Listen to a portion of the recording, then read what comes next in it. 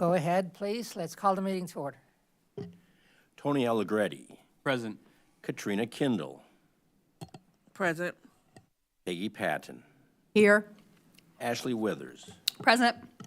Ricardo Diaz. And here also. Pleasure to see everybody. Pleasure to have it if it stays on camera. In fact, today for me it's important that we record and that we leave a good record. I have talked to at least 2 or 3 of the council members and the mayor about this meeting being a key one for them to look up as they make decisions. They want recommendations, they're gonna get them, I think, by directly from all of our voices and each, rather than as a little list. So, we have an agenda. Does anyone have any changes, recommendations, or as Allegretti, as I was reading, a motion to approve it? I'd move to approve the agenda. Second. Ashley seconds. All in favor? Aye. Aye. Thank you. All right, so, well, I guess we should deal with the minutes first. So let's take them as a batch, November 29th and April 5th. Any questions, comments, clarifications? I wasn't here for one of them, and I was here for the other, but we canceled it. So motion to approve those minutes? I'd move to approve the minutes. Thank you. Sorry, I can Yeah, be go more ahead. specific for You the, can be specific if you want. for November 29th of 23 and April 5th of 24. I'll second. Thank you, Ashley. Thank you, Mr. Tony. All those in favor of approving them? Aye. Thank you. We have public input. We don't have public input. Our normal person taking notes from the Invisible Institute is in Europe this week. So she's not here as our public, as our regular check. So that's okay. We would have joined her, but. Then we have, a report from the team on our left. Okay. There are currently 4 citizen complaints that have been filed that are being investigated. There were 2 other complaints submitted, but they were not in our Urbana's jurisdiction. I've put together a draft for the annual report based off the last report submitted, and I believe that was November 21 or 22, I can't remember, but I used that one as my template for the new one. The report covers 2020 to 2023. And then once completed, the board will be all caught up on reporting. The draft is in the portal, and there are some preliminary data included. And I ask members to go in and to review and add information and feedback to the report. The office responded to 10 Freedom of Information Act requests for complaint information. That is a heavy load and a heavy process because based on what they are seeking, if they're seeking multiple years, that means that I have to redact each page, and so it is a heavy load. So 10 is a lot of time dedicated to the FOIAs, but we got them done in a timely manner because we are time-bound by those. And then I will be attending the SUNA annual meeting on Thursday, May 30th, and joining me will be CPRB members Patton and Diaz and HRC Chair Panthen. And we will be talking about both boards, the CPRB and the HRC, or the Human Relations Commission and the Civilian Police Review Board, that are staffed by the Office of Human Rights and Equity, encouraging residents to join one or the other board. I am continuing to work on an update of the CPRB brochure and will need to update the message from the chair once a new chair is appointed. And that is the end of my report. Thank you. Thank you. Carla, we didn't talk this morning, but I have my intro for the report. I'll give it for feedback and then I can do, but I've got the full thinking. Do you want to send it to me, or do you want to just insert it into the because there's a space there that says from the chair. It's already, well, Yeah, I'll you put it in there so everybody can look at it, give us feedback. It's all in draft. But I was asked a couple of weeks back as to, I'm ending after, 10 years or something? And what did you leave behind was a big question that I've just kept in my head. What have I lived through? And I can tell you, just to open the meeting before we get into the heavier stuff, I think I have learned fairness. We have had a heck of a last year, and I struggled both on people asking me to push one way or the other, but ultimately it's got to be fairness for the officers and fairness for the residents. If we don't achieve that, then we have let the forces go into disbalance because we get the full info. We have now a good procedure to have everything that the police has on a particular complaint, a case, and we get to see it all. And if anybody's going to make a decision on whether things went awry, we are it. And so I think we have done that much with the heavy caseload that we did. But I hope that that's the thing that I leave behind. Everybody's experience, we've all done at least 30 cases. That's more than anybody else in all the cities all around us. So anyway. So thank you for the report. That's I'll drop in my words. Can I just get a clarification? I know you asked us to review the annual report. Is there a timeframe by which you would like us to review it and give you comments? And B, what in particular this will be my first annual report looking at. What in particular do you want us to be thinking about or looking at? As I've put the report together, there's a lot of information that is missing. And so I need to get that information from the collective of the board. Once you go in and you look at it, you'll see where there's information, it's like some of it should be narrative.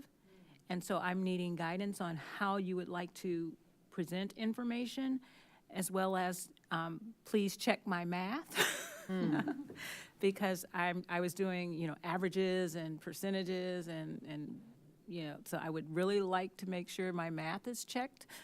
But it's looking at, once you look at the report, you'll see where the gaps are. There are a lot because I need to figure out what information needs to go where. But I put in the same categories as the previous report. Gotcha, okay. And is there a time frame, like, it'd be useful to have our feedback to you by, You want to make that your last, Yes. one of your last edicts? No, I think that we have looked at it. Peggy, you have looked at the raw data a long time ago. right, And so your comments aided in the columns that were created and cross-checks, but is a week too soon? Oh, I think so. Well, speaking for me, I'm leaving on vacation in a couple days, so that Okay. I wouldn't be able to do 2 something. weeks? That's okay. I don't know how long you take vacations for. sufficient, I think. Okay? How long will that give you for, is that Well, your I'll be gone vacation? for 2 weeks, so You'll be I. gone for 2 yeah, weeks? Yeah, right, so. Okay. Well, how about you get it done before you get on your trip? Yeah, Just kidding, yeah, just now kidding. that's not gonna happen, but, okay, well, I'll look at it, I'll put it at the top of my list when I come back, but it When you won't come be back. in 2 weeks. Let's do 3 Okay. then. Okay, today is the end of the month, so the beginning of July, we'll have it done. Okay, Okay. feedback to Carla. Feedback to Carla, the 28th, Gotcha. and then it can be published after July 4th, after we come back? I don't think we'll be ready. Okay. Oh, because we have lots of data There's a to be lot done. of information that's not in there, and I put it in the portal for you guys to put it into the report. Okay, So you guys can work on it collectively and put in your information. If you say, I'll take this section and then put it in. Okay. And then we can do an overhaul and make sure everything is, one voice. okay. that So what kind you're of thing. saying is, we're not publishing right after the 4th, but we should have the processes amongst ourselves during June, so, Yes. so that in July, we can look at a more closed, You'd have a good draft, yeah. Okay, good. Thank you. All right. And as far as brochure, we talked also about having business cards for everybody.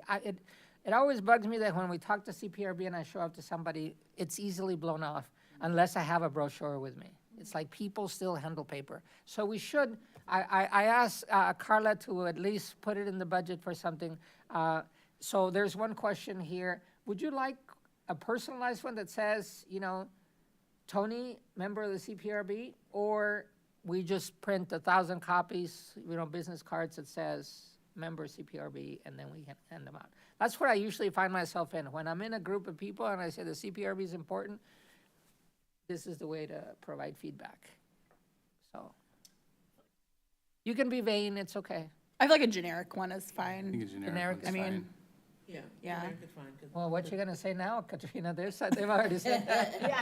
Because No. the players change, Yeah, and so if Yeah, you you add people. personalize them, then it's kind of not a waste, but it kind of is. okay. You just have generic, and maybe a line for. Yeah, if you could write your name, maybe a write- phone There you number. go. Then. That's the instruction, okay? And if it's not in this year's budget, a new budget just got submitted, so maybe we can put in $100 for those. Okay? Any other comments on Carla's report? Tom, that was good. You published the week before. Let it out to the public. I think if we're gonna get flack, we might as well get it early, so. Okay. Anything else related to that? do we plan to have a table at Jetty Roads Day? Was that on the list of outreach? That is on the office's list. I think I shared earlier on that those were all the areas we were wanting to have volunteers. So I can probably be there at some point. My work is also having a table, so I will already be there in some capacity, so I can jump around if needed, so. I will update the calendar for not only through Jetty Roads, but beyond most of the summer, and share that with the members soon, probably in the next few days. And it'll be really helpful if you can decide, if you can't come to a whole event, that a partial event would be just fine to contribute some time if you're available. That's great visibility. I saw it yesterday, actually, and I saw that it was through May and a little bit, so that'll cover us and Bridges quite well. Excuse me, with me stepping down, you're down to 4, and therefore you're gonna have a lot of tied votes. Just kidding. No, we need at least one more person, so we need to put out the effort to bring in 1 or 2, 3 people would be nice, okay? I also told the mayor, I reminded her one more time that today was my last meeting, so she would move, so. Well, no. All I wanted is, hey, it's urgent. It's been on your desk for a year, so you need to bring in more people and chair and choose a chair, and we'll get to those details in a little bit, but they're related. Okay. Okay, so let's move on to item, it looks like, opposite report, unfinished business, the CPRB meeting schedule. Does anybody have any problems with those dates? Okay. No. So let's then say we are finalizing the September 25th meeting and the November 20th meeting. So just put it on the calendar, and it's funny, but now it is even more critical to make sure that everybody here is got those dates. So put them in, and barring COVID or anything else, we're good. Don't put that on your calendar, but I have people sick right now on that kind of stuff, and that surprises me, but anyway. Okay, now we're gonna do taster review, finally. We're here at that item. Just to review, taser ordinance calls for us to look at tasers. They are prepared, they are redacted for what's gonna be put on the thing. We've asked that the unredacted pieces get left in the portal too, in case there's any other questions. But we make comments on the whole, not on the particular case, at least according to ordinance right now. So we will be looking at a couple of cases to be aware of what's going on. And I don't know whose computer's talking like that, but I don't speak that language.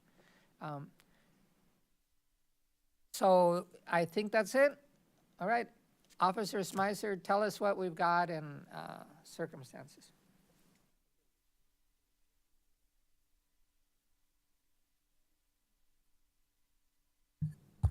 Better? Maybe I should get it a little closer. Better? Okay, the first case we'll be talking about, U-21-23255. This is an incident that occurred in December of 2021. This was, I will read a synopsis of the incident that kind of lays out the facts. So arrestee and victim previously lived together and have children in common. Arrestee has previous domestic situation against the victim, and as a result of their dating relationship and living arrangement,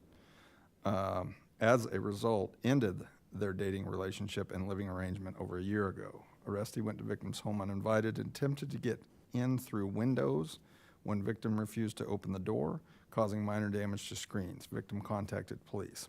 While attempting to arrest the arrestee resisted officers and a taser was discharged.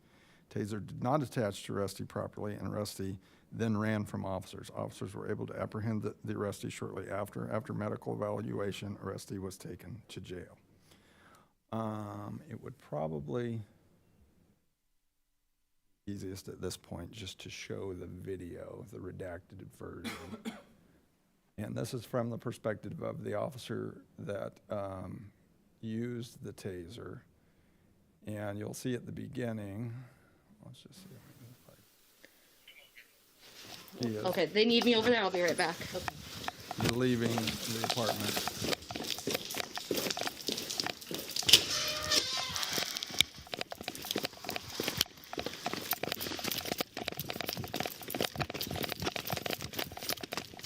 We'll take another.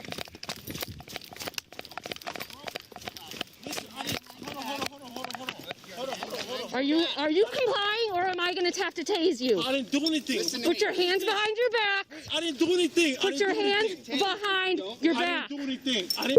Put your I'm going to tase you. Put your hands hold on. I didn't- behind your back. Hold on. Can you call her out? Put your Can you hands call her behind out? your back. Can you call her out here? Can you call her out here? No, not right now. Not right now. Can I'm you going call her out here? Can you to call stop. her out? Well, I'm going to tase you in Can you 3 call seconds. her out here? No. Can you call her out here? I didn't do anything. Are you going to continue to resist? No. Taser to.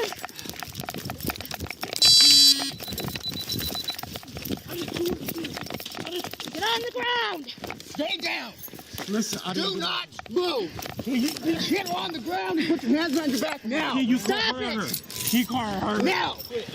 You passed us. Taser deployed. Can you call her out here?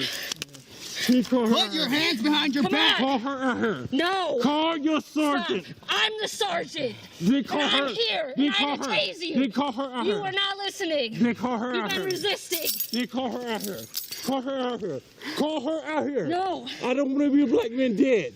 Call her out here. Then why please. don't you just comply and put your Okay, hands behind your back? okay. Because you are under arrest Wait, for what? For what? for home invasion. I didn't do To break anything. into the I house. didn't do that. I didn't do that. Sorry, did I get No, you? bro. I didn't do that. Call her out here. Call her out here. Please. Right here. Please call her out here. Please call her out here. This is the children of this is the mother of my children. This is the mother of my Pull children. up a little more. This is the mother of my children. Please call her. Please call her out here. Because I know she don't want to see. Please call her. Please call her. Please call her. Please call her. Please call her. Please call her. You are not listening to what we're saying. We are not calling her out here. Okay, that's the end of the video. The redacted video.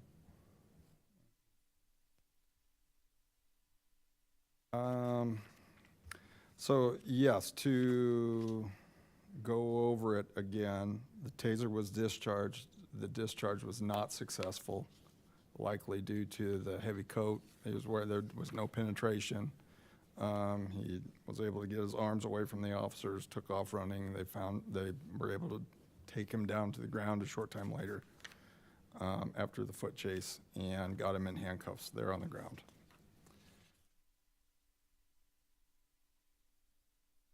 He was charged with home invasion. That case was filed in 2021. And that's the end of my report on this incident. Pending any questions? Detective, was a taser form filled out by the, okay. Yeah.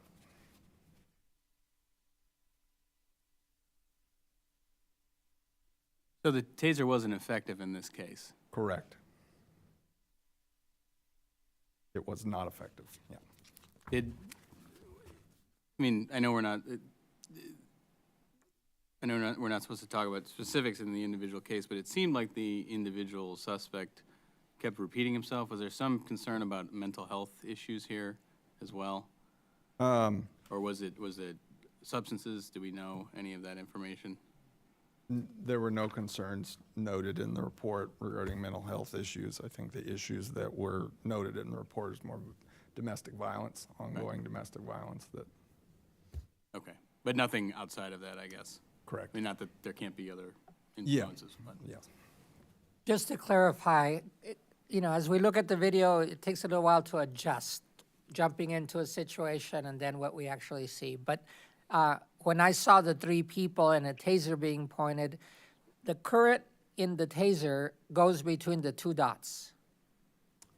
I mean, if two people are holding a third person, the electricity does not go to the two people holding them. Oh, correct, yes. So, well, there's no current in the electricity in the dots. That's just an aiming mechanism for where the probes would land, are supposed to land, if it's deployed.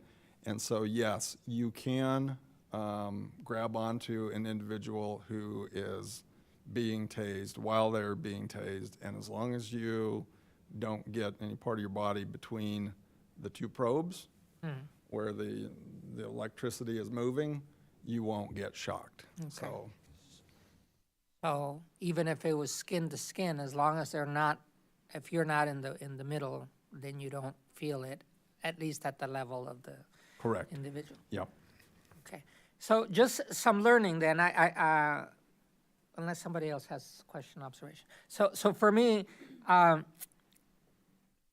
it's a match between what he's saying, I didn't do anything, to then not obeying when he's being told, put your hands behind your back. And that's what triggers an escalation from that. Had he put his hands behind his back, then his words would have matched whatever, because you're supposed to obey even if you feel yourself innocent. Correct. It wasn't a matter of him stating that he wasn't doing anything that caused the taser deployment. It was the fact that he was physically resisting the officer's efforts to put him in handcuffs. Had the taser not been there, what happens under such a circumstance? A wrestling match. So In the rain, outside, in the rain, dark? on the pavement, hopefully no one gets hurt. But that's what it would be, a wrestling match. Something to think about and remember is that whenever our officers are wrestling with someone, there's a gun involved because the officers have guns. And that is just something that I don't think we should forget about when you're talking about someone who is being not just non-compliant, but physically resisting. Is that if you have to physically wrestle with someone or fight with someone, then there are always weapons involved because the officers carry weapons. And then the next concern would be, are there other weapons that they don't know about? In this case, there were not. There were no weapons or anything involved, but so. I just want to mark that just because for me it was a big learning thing. Without the tasers, there could be a worse escalation. Yes. And I had a quick question about just kind of what led up to this incident, and it's been a while since I've read the full report. Did he leave the scene and then like come back? so Or what was kind of the sequence of it? we were called, she called, said he was trying to get in. Yeah. And he was leaving when the first officers arrived and found him in the roadway out front and started talking to him. The officer who the video is from went to the residence and began speaking with the female half. And while she was talking, the reason she stopped, she has an earpiece in, and the other officers are saying, he's resisting, we're trying to put him in.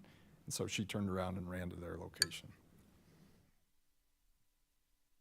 Okay, some procedural on this case, and I don't think it involves Officer Meiser today.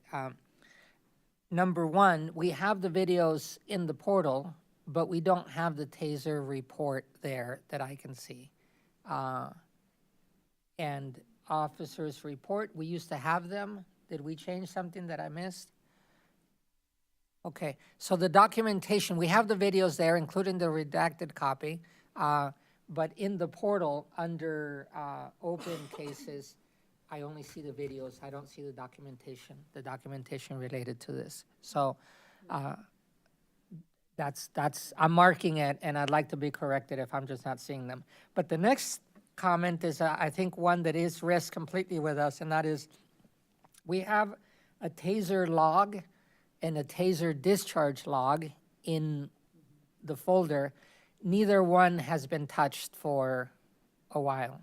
And so this particular incident, I didn't see it as I quickly went through the log. And so I need to look at it in more detail, but that's the part of the triangulation that we have good documentation and that we don't have to go to leaving anything open on that. I know, Carla, you're giving me a face, and I'm in the portal right now, and that's why I'm trying to catch up. TASER case is open.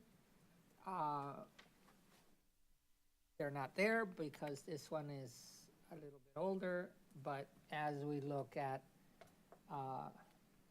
TASER review documents, I don't see this 255.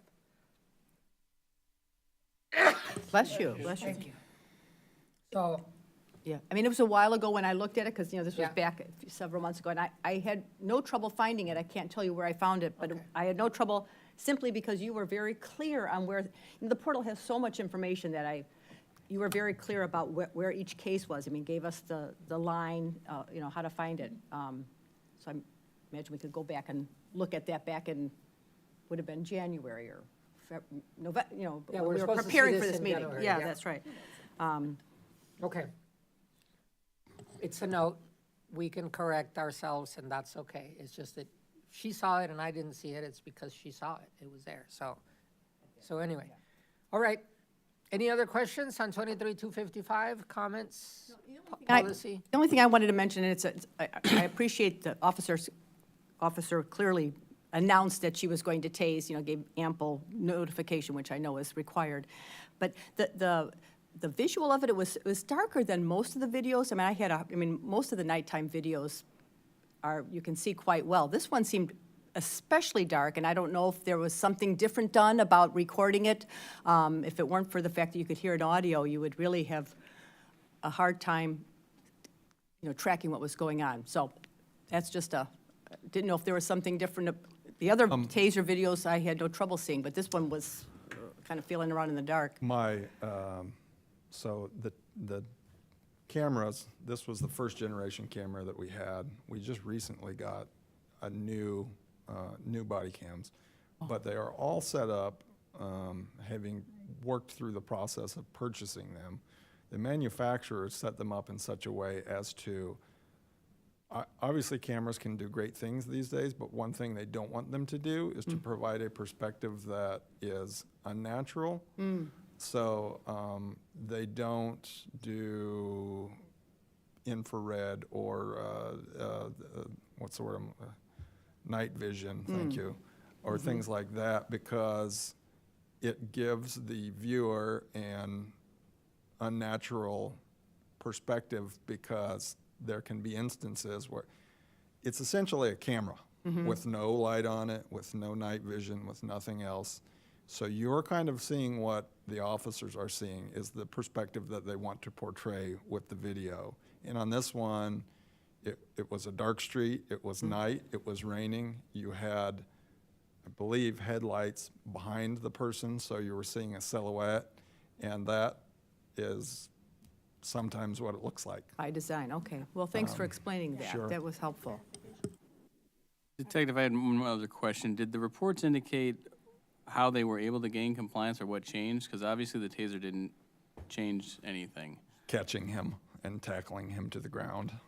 Okay, and they just weren't able to do that before, or? No, in a standing position, they weren't able to get his hands behind his back, and a coat with long sleeves and handcuffing is difficult, and he was able to slip his hands away and take off. But on the ground, Oh, so he had the coat off after, is that what we're? I don't believe he did have the coat off after. I just think when you have someone pinned to the ground, they can't move forward, unlike when they're standing upright, they can still move forward to the left, to the right, and so on. So it was just a matter of getting him in a more advantageous position for cuffing, Yeah. anyway, that they were able to get the handcuffs on. All right, any policy recommendations, anything of that sort? We'll move on to the next one. Now corrected, Carla, your face was correct. Now I'm on the right log and they are there and it says ready for review. The only one that still says ready for review, not that I want to be right, is 26, U21, let me see, 10826, it says ready for review, but it's older than these that we're seeing today. So are we closing up to now without ready for review? The correct number right now The ready says for review might be me. U21, 10826. U21, give me the number again. U21, 10826. 10826. Okay, I can take a look at that tomorrow, and if we're ready to go for the next meeting. That would be good. I can get it Because ready. we do have several others that said not ready pending CRT, which is Court. court. Yeah. They're in court, and so that's the only one that's outstanding that it says just ready for review, but isn't scheduled on today. All right, I believe that in that log, we were working our way through the ones that needed to be reviewed, and these were the two that were cited to be reviewed. That's why you don't see the other one in the lineup, because these two were requested to do next. okay. Well, in any case, we are then ready for 16324. I just have one quick question, I'm sorry. Yeah. Was court proceedings the reason why we're just seeing this one from 21? Or was it just a delay in us? Or both? Okay, Both. just checking. Yeah, so I think it's a combination of things. It's a combination of not meeting, frequently, and then court takes a long time. And apparently there's one that's ready for me to review, so, that one I haven't done yet, sorry. All right, just putting it all out there. Thank you. We're ready for the two perspectives on the next case. Okay, so the next case is an incident U21 16324. This is an incident that occurred in September of '22. So this is, it started as a domestic violence situation. The arrestee and the victim are married. The arrestee did cause visible injury to the victim and was later, that was one of the charges. The arrestee made threats to shoot police officers during the investigation. The arrestee then armed himself with a knife and charged at police with the weapon. A taser was deployed on the arrestee and he was taken into custody. An officer was injured during the apprehension. So again, this occurred in September of '22. The officers were dispatched to an address in Urbana. While en route, Metcalf told the officers that the victim said his husband had been drinking all day and had put his hands on him. He was currently waiting at a business in the neighborhood. They arrived, they spoke with the victim, who explained that his husband had been drinking alcohol all day while he was at work. The last couple of hours, the victim been trying to get the arrestee to drink water and go to sleep. The arrestee then physically pushed the victim. Victim said he pushed him because he was getting belligerent, because he'd told him to go to bed.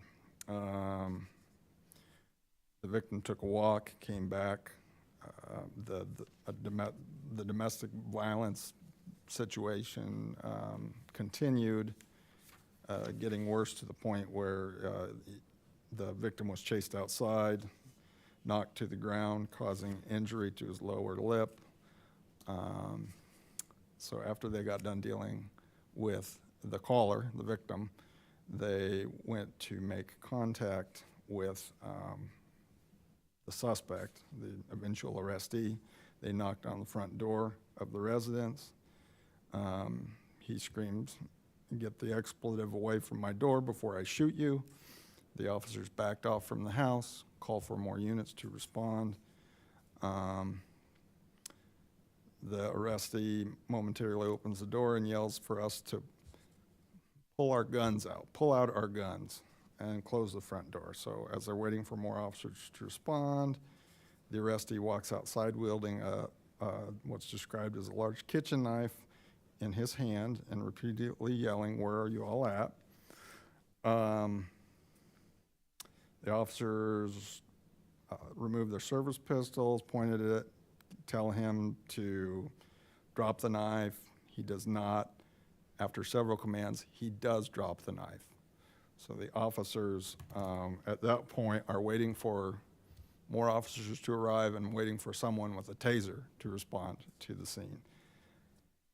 They're telling him to get on the ground. He's refusing to get on the ground. He's telling them to shoot him, but the officers, once he dropped the knife, they put their service pistols away, back in their holsters. He's taking up a fighting stance, telling them that we can have some fun, balls up his fists. They're repeatedly giving him direction to get on the ground. He does not comply. A sergeant arrives with a taser, comes behind the victim. Victim turns around, still in the fighting stance, immediately deploys the taser. The first one, he can tell, does not make good contact because there's no change at all in the subject's behavior. He deploys it a second time. There is a good contact. He drops to the ground. The officers are able to take him into custody. One of the officers actually got injured during the apprehension from one of the taser barbs that cut him, and you can see him bleeding in the video that we're going to watch. They stand by, they call for an ambulance to come check him out. The arrestee tells the officers, quote, that he was, quote, was trying to take a bullet, end quote. His life was not worth living. He had mental health issues. He wanted the officers to shoot him. They did not. So they took him to the hospital, eventually got clearance, and took him to the jail. We will watch two videos. The first, I believe, is from the responding officer, and this is the scene as they arrive at the house. Nope, that's the wrong video.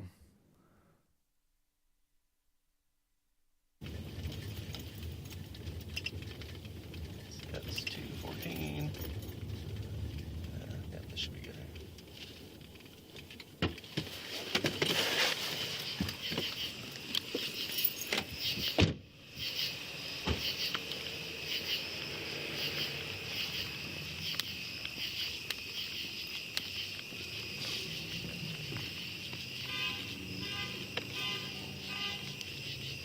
Back at 305, we're clear McDonald's and we'll be out.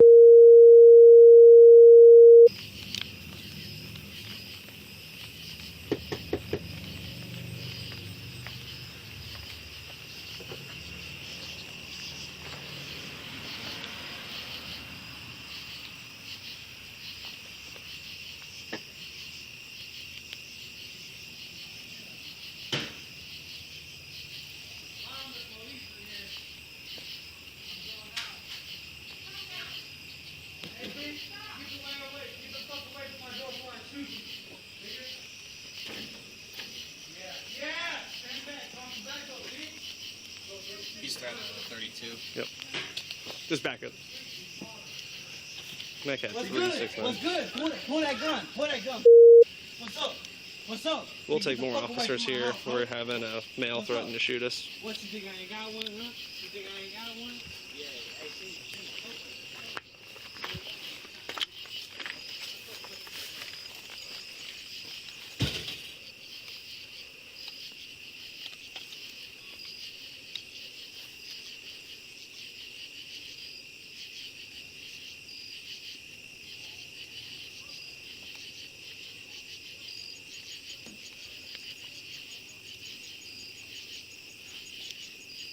Ten 4. We retreated to cover.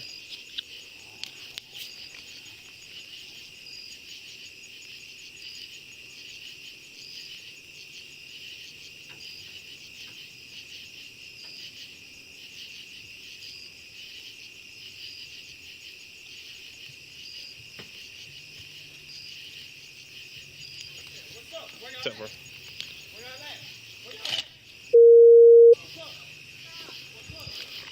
Drop the knife! Drop it now! Drop the knife now! Drop the knife! Get on the ground now! Get on the ground now! Get on the ground! What you gonna do? Shoot? Get on the ground right now! Get on the ground! Get on the ground! Get on the ground! See me? I ain't got nothing on me. Get on the ground! Get on the ground. Get on the ground! What's up? Get on the ground! What's up? Nah, I ain't getting on the ground yet. Get on the ground! Now we can. Get on the ground! Hey, now we can. Hey, we can. Hey, we can have some fun. We can have some fun. Yeah. Hey, hold on. Yeah. I better watch our distance. I'm getting you. We need everyone to expedite. He's trying to fight Watch us. out, come to my house. Let's call it in. What's up? Back up! What's up? Get on the ground now. This is We what won't it is, pepper right? spray you. I don't care. What y'all come over here for? What y'all come over here for? Where's your top, man? That's all I we're was doing. going to Get on the ground! Get on the ground now. Okay. I ain't going. Bitch, what the Get on the ground. Why I gotta listen to y'all? Get on the ground right Hey, now. am I We'll arrested? talk about it in just a second. might Just be get on the trained. ground. Yes, you are. I'm detained. Just so, need- hey, On the ground. Let's do it. Come on. Get on the ground. Get on the ground. Let's get it over with. Come on. Get on the ground right now. What are you Let's doing? get it over with. Hey, dog. Get on the ground now. It's gonna be a felony regardless. Get on the ground. Stay down. Stay down.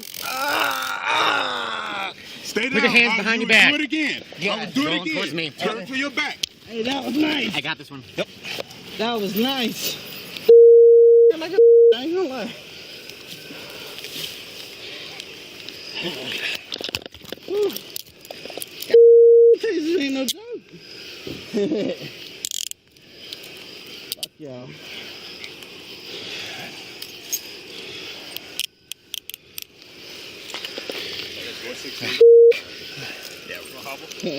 Yep. I gotta breathe now, right? Roll to the side. Okay. Just rolling towards me here. Y'all are great. Y'all are great people. It's over, man. Just relax, okay? You're good, bro. Just relax. My husband now, man.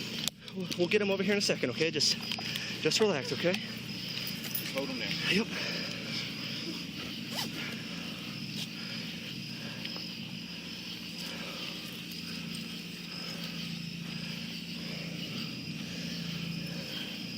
You got any towel in there?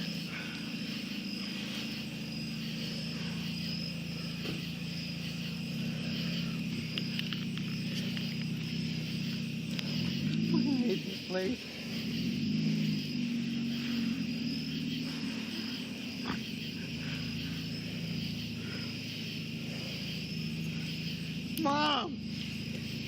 Mom, make sure they bail me out, all right?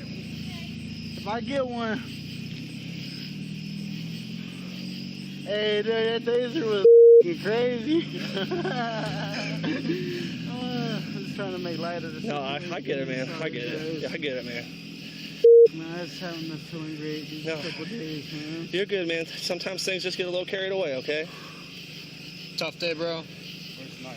It's over here in the grass. Sorry about that too, man. I was like trying to take a bullet, man. No, we don't want to do that to you, man. trying to do that, man. Just breathe for me, all right? I'm trying. I'm gonna get your flashlight. Okay.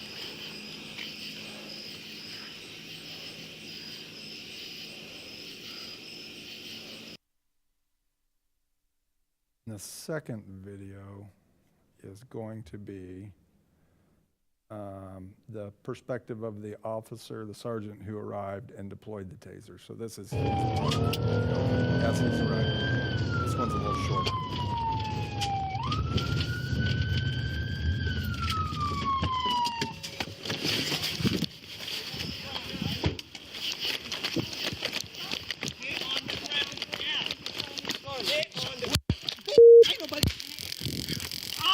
Stay down!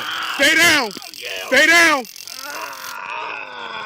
Stay down. Oh, you would do it again. I would do it again. Turn to your back. Hey, that was nice. I got this one. That was nice. That was hurt like a bitch. I ain't gonna lie. Whew. God, tasers ain't no joke. Yeah.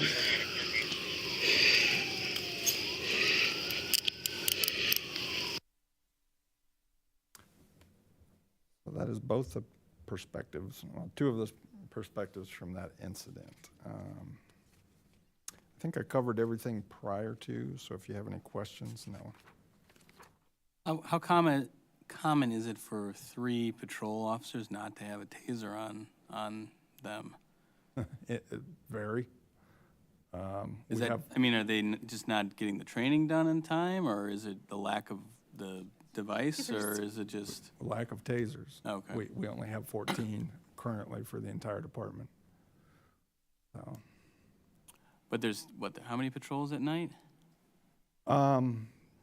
there's 5 to 7 per night, but these are issued like handguns are issued. So they're issued to individual officers to keep. Oh, so they don't rotate? They don't rotate them, no. Okay. So, You guys are making those schedules for officers, because I know they change after so many weeks or months or whatever. They switch shifts or something. Yes. Are you guys keeping into consideration, like, who has tasers and making sure those are distributed well across shifts? No, because there is, we set the bar pretty high for people who are allowed to carry tasers. And that's one of the things that cuts down on our ability to, well, the biggest and number one thing is we just simply don't have enough. There's 14. But we're not allowed, from a administrative perspective, to keep officers from signing up for, it'd be a violation of collective bargaining agreement by telling people they can't sign up for a certain shift because they have certain equipment assigned to them. Okay. So, But there's at least usually one taser on each shift, in theory. in theory, yes. Okay. Thank you. Before we had tasers here, they had to wait for somebody from another jurisdiction to come with. County or something? And I remember one of the motivating factors was that, I don't know why, this picture of the video downtown Urbana, there's a guy with clearly mental issues, and they, you know, he's egging them, and they have to wait because they know getting close would create a worse situation, so. Ted, can you maybe walk through why they didn't use OC spray in this situation?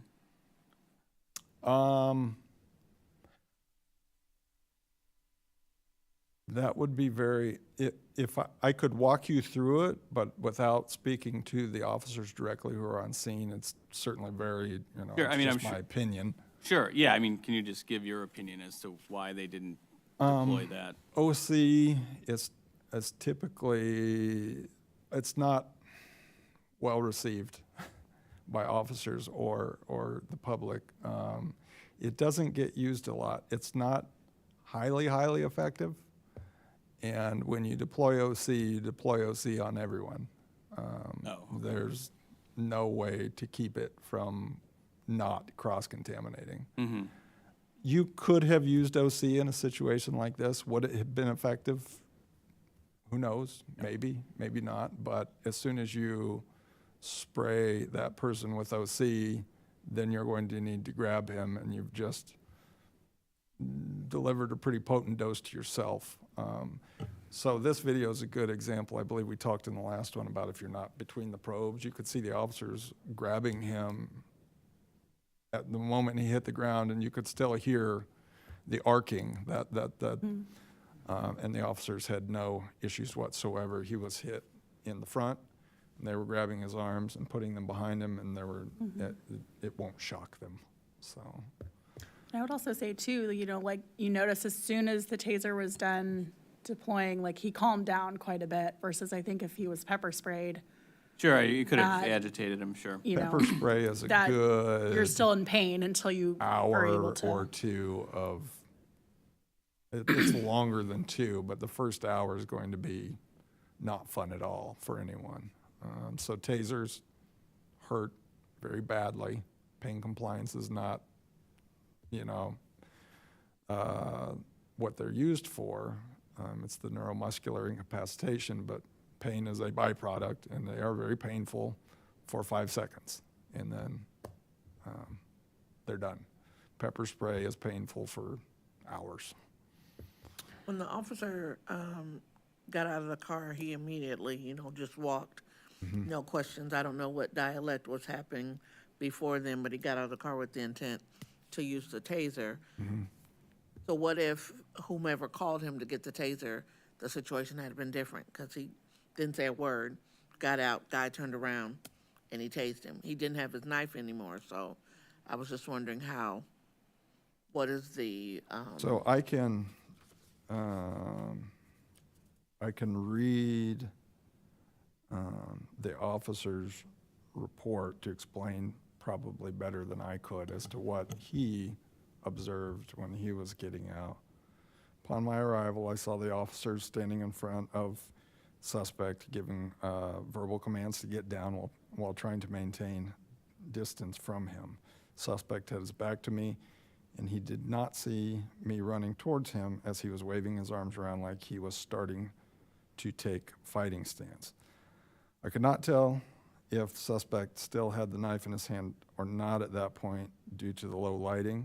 Unholstered my taser as suspect quickly turned around toward me and began to take a fighting stance at me. Suspect then started to take steps towards me like he was going to attempt to fight me before I could even give any verbal warnings. Deployed first cartridge, immediately noticed it was ineffective because suspect's behavior did not change and there was a loud arcing sound. Suspect jumped when one of the probes struck him and attempted to charge at me. I then deployed second cartridge and saw it was immediately effective due to the change in suspect's behavior. I saw suspect's body lock up and fall to the ground. Officers then rushed to gain control while he was still under the effects of the taser to lessen the chance of him fighting again. So that's the sergeant's perspective that he wrote in the report. Did it happen very fast? Yes, it did happen very fast, as is not always, but often the case. And so that's a good example of a situation where, based on the information you have provided to you before you arrive, you get out of your car, you've got seconds to make a decision on where we go from here. Because in his narrative, he said that he charged him, but in the video it just showed that he turned. And once he turned from being with the officers... Do you want to watch it again? No. Okay. I'm just saying, in his narrative, he said that it appeared as though the person, the victim, was charging at him. But when you look at the video, he was waving his hands in front of the two officers and turned around, and immediately when he turned around, he was tased. So I don't know when that split second, but everybody's definition of charging at them could be, you know, it's a play on words. It just, you know, from outside, if you say, oh, he charged at me, you're thinking he's moving, and he didn't. He turned and was tased. So that's a little concerning, but it happened a while ago, and it's just, maybe just tell them, watch your wording, because if you're being, if we go over it, someone could say, you said charged, but he turned. So that's just my perspective. Thank you. We'll make note of that. In situations like this where clearly it sounds like mental health and alcohol were in play, do you guys make any suggestions or referrals to organizations that could be of help to this individual so that hopefully this doesn't occur again? From a police perspective, in a situation like this, no. But the referrals are made to the victim of the crime, so domestic violence information would be given to the other half. Okay. In the arrestee's case, that very well may play out in the court system. Okay. And this would be the beginning of a very long process of making its way through the court system. And maybe Mr. Allegretti could speak better towards how that sometimes plays out when you're working through the court system as far as substance abuse counseling and those types of things that can come about as it's working through the courts. I mean, sometimes, you know, this could end up in drug court. It's been a while since I've been in the drug court. There's a new judge, but I know some of the violent cases usually were not deferred there, but and usually it's not alcohol. It's usually, other controlled substances. So, yeah, as far as speed, sometimes they go fast, sometimes they go slow. It kind of depends too, but. And I do know that, I remember you said that this gentleman went to the hospital. If that gentleman did go to Carl on alcohol intoxication, I know that the social workers there would try to make a SAS call, get him into the pavilion if possible. If not, another substance abuse place. There's also resources. I know that because I'm a social worker in the emergency room. Sure. So all of those resources would be given to him Yeah. while he's there prior to him being discharged. I don't want to speak for other organizations from a police perspective as he's working through that process. Understandable. Might he, but there's, that what we're looking at is a criminal offense and kind of the Okay. beginning of that process. Thank you. I'd And make thank you, one, Katrina, for that clarification. just to piggyback off of what Katrina was saying about the sergeant showing up, shooting first, not really, I mean, it was very fast. That's somewhat concerning. The policy allows it, and that's, for better, maybe for worse, there's a lot of wiggle room. So, there's a lot of things that he can explain as to why he did what he did. Could this have been resolved without a discharge? Maybe. I mean, based on what we saw, it looked like he was ready to go no matter what. But the policy is worded in a way that a lot of things are allowed under the policy.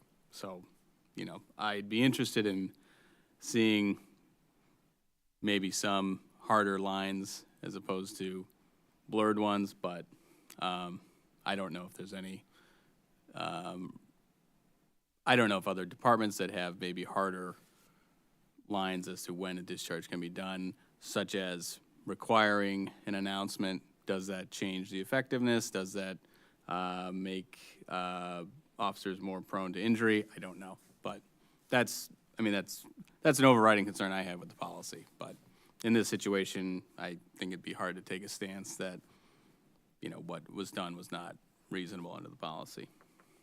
The hard part for me out of a policy based on real life situations, number one, there is no replay that you can play the alternative.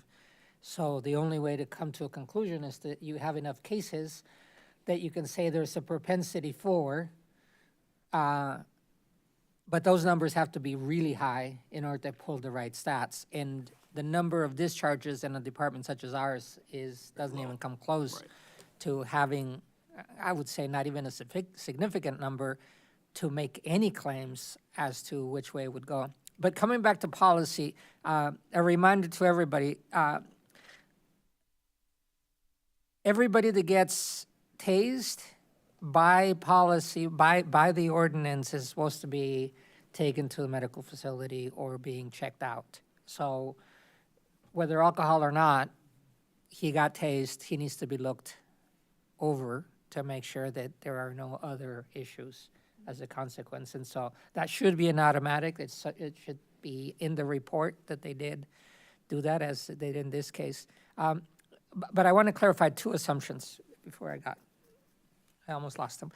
One, on the part of him, of the one that received the taser, it's whether people obey the police or not when they're being told, in this case, put yourself on the ground, is, I don't know if people realize that they are being ordered to do so and not complying is already giving permission to the police to do the next level. I didn't have that perspective before. You know, I'm not a lawyer, but I often will cite rights, and I always want to have the reasonability of it. In that particular moment, I realized, and our deputy chief, at one point, we were in some kind of training, and after 8 years of being on this board, I learned that if a police officer says, get out of the car, I have to. I didn't know that. Even having sat in this chair for so many years, I thought I had the option to stay in the car because I didn't do anything wrong. And I had shown my papers. And we were going through a training video that you guys had been being trained on, and the situation got really, really bad because the guy wouldn't get out of the car. And so I realized for myself, and I often forget that I'm brown, but I know that sometimes plays into it, I need to obey. If something's gonna happen, it's gonna happen. I don't want it to happen because I aggravated it by not complying. And if something bad happens to me because I complied, well, I have friends, right? But in that particular moment, I think the public needs to know your job is to do what it is until the cops figure out what's going on. And often it takes a little while because he just arrived, he needed to walk into it. From the officer's perspective, I think that there's also an assumption, maybe it's a learned behavior more than just an assumption, and that is there are some people out there that like to goat the officers, get into their heads, and they take pleasure in it. I have friends like that. We're gonna do something just to rattle you guys. And that's the reality. And some guys know how to take the taser right so that they can take the probes off and still create a mess. And I didn't know that until I saw several cases in which people do that, and they have their coat ready for that when it happens, they cover it up and whatever else. So I think because those are based on what we're each thinking, I think education is part of it. A taser is no small matter, but it is such a better one than whether it was pepper spray or some other use of force. The guy didn't seem too threatened to me, but wow, what a difference after the taser. I think we all saw it. And so for me, I don't know when it's proper. I don't know. I've never walked into too many situations like that, but I know that better a taser than the next step up. And in this case, it worked enough, at least from my point of view right now. So anyway, I hope, I don't know, my last question is, do we have any policy recommendations? You voiced one or two on this side as observations. Is there anything that we would recommend that should have gone different or that the policy did not cover? Well, I have sort of a comment and a question, and my comment I'll start out by saying that I realized that seeing an incident on video is 360 degrees different, or 180 degrees different from being there. I acknowledge that. But I watched this one several times back home, and you had several variations of it, so you could see it from longer, shorter, from different perspectives. And it was clear to me that the arrestee was, clearly under the influence. It wasn't so evident in the one you showed us here, but flailing about like he could hardly stand up straight. And once he threw the knife on the ground, I just thought, oh, this guy's not even going to stand his 2 feet long enough to get, move anywhere.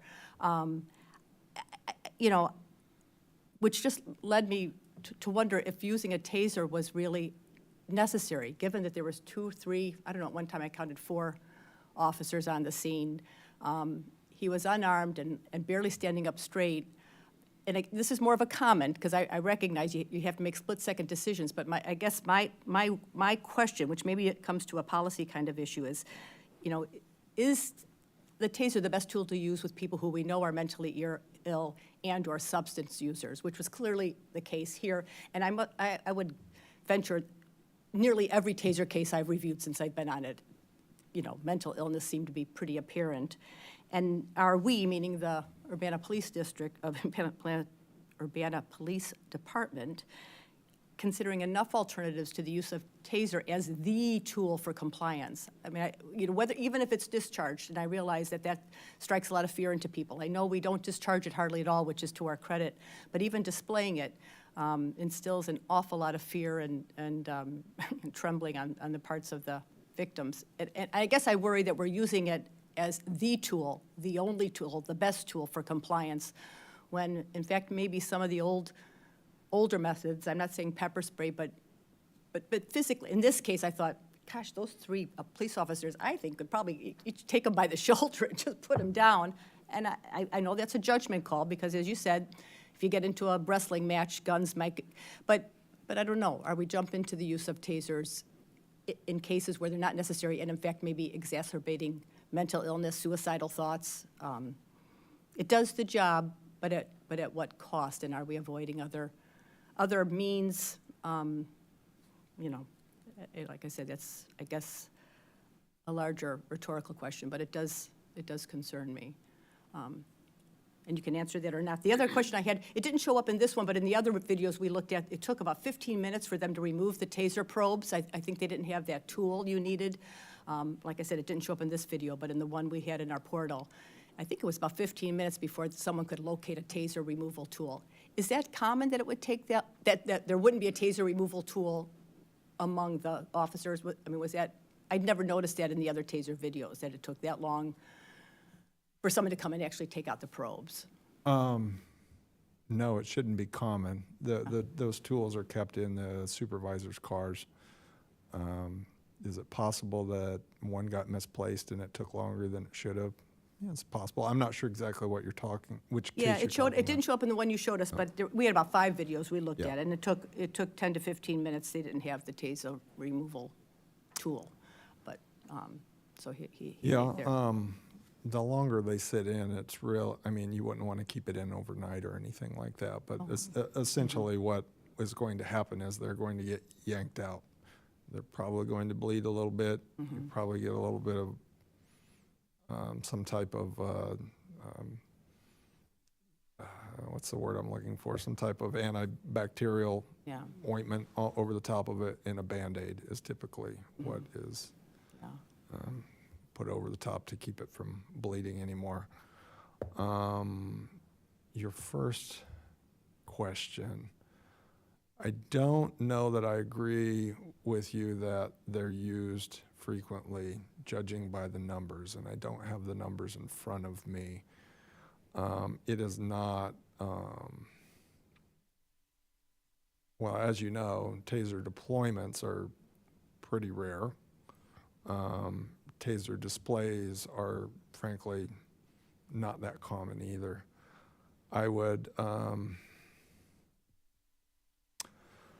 going back through the use of force in my head, and we have new reporting software that we've been using for a while, which I've been pretty pretty involved in the implementation of, and we're kind of trying to fine tune it and dial it in and get it really where we want it to be. And it can do some things for us, as giving me snapshots of usage types, and that makes it real easy to look at. By far and away, the number one type of use of force in the department is what we call empty hand soft. And there are two types of empty hand soft, empty hand hard. Empty hand soft is essentially what you'd think of as wrestling with someone using soft techniques, pressure points, joint manipulation, physical strength, holding someone down. That's empty. Empty hand hard would be strikes, punches, kicks, very, very rare. Empty hand soft and actually pistol points is the second highest use of force. Taser displays pretty low down there. It's not, you all see them all. That's true. And that's all of them. And so you're talking about 20,000 calls for service a year, more or less, more than 20,000, roughly 100 to 150 of them involve use of force. Actually, now that I'm sitting here thinking, I think pistol points is actually the number one. Empty hand soft would be number two. So the majority of those 100 to 150 were not actually touching the person. So we're pointing something at them. We consider anytime we display one of our weapons or tools to try and gain compliance from someone, that's a use of force. So a pistol point, taser display, OC display, baton display, those are all displays, but they don't involve actually touching someone. And so, no, I don't know if at this point I'm just rambling or if I've answered your question. No, you are. I appreciate your thoughts, because you have a much bigger picture, so I appreciate that very much. And then just in closing, it was quite clear that the officers extended a great deal of compassion and empathy once the arrestee was subdued, and that's extended over a period of time, because, like I said, they were waiting for 15 minutes for this tool, and there was a lot of dialogue going on in another video that I saw, and I think that says a great deal about the officers, that they treated the arrestee with great dignity and respect once he was subdued. So Thank you. I would agree with you on that, and I do, having reviewed all of them, because we have a multi-level review process for all types of use of force, and the lieutenants, of which I am one, do all the secondary reviews. So anyone in your division, me and another lieutenant, cover the patrol division. That's the majority of the use of force that occurs. The only other division is the criminal investigations division. They have a handful a year, but not as many as patrol. That being said, myself and another lieutenant review almost all of them, and that is something that I see quite frequently, is that the officers are able to de-escalate. As soon as the objective is accomplished, the person's in handcuffs, no one is, at risk of harm anymore, then take it back down. Yeah. And I appreciate that about our officers, but that is something we are also looking at as well, because if it's not occurring, then it will be corrected. Thank you, Lieutenant. Good. Then to close off the taser reviews, Lieutenant, I must say that I have been here for the whole of the taser implementation, writing, and, I say it every chance I get, but for me, it's true. This is such a better alternative than to have what the next option would be. when somebody is not complying and there is reason for danger. So there aren't as many displays because we wrote it in the ordinance, but it's also in the form.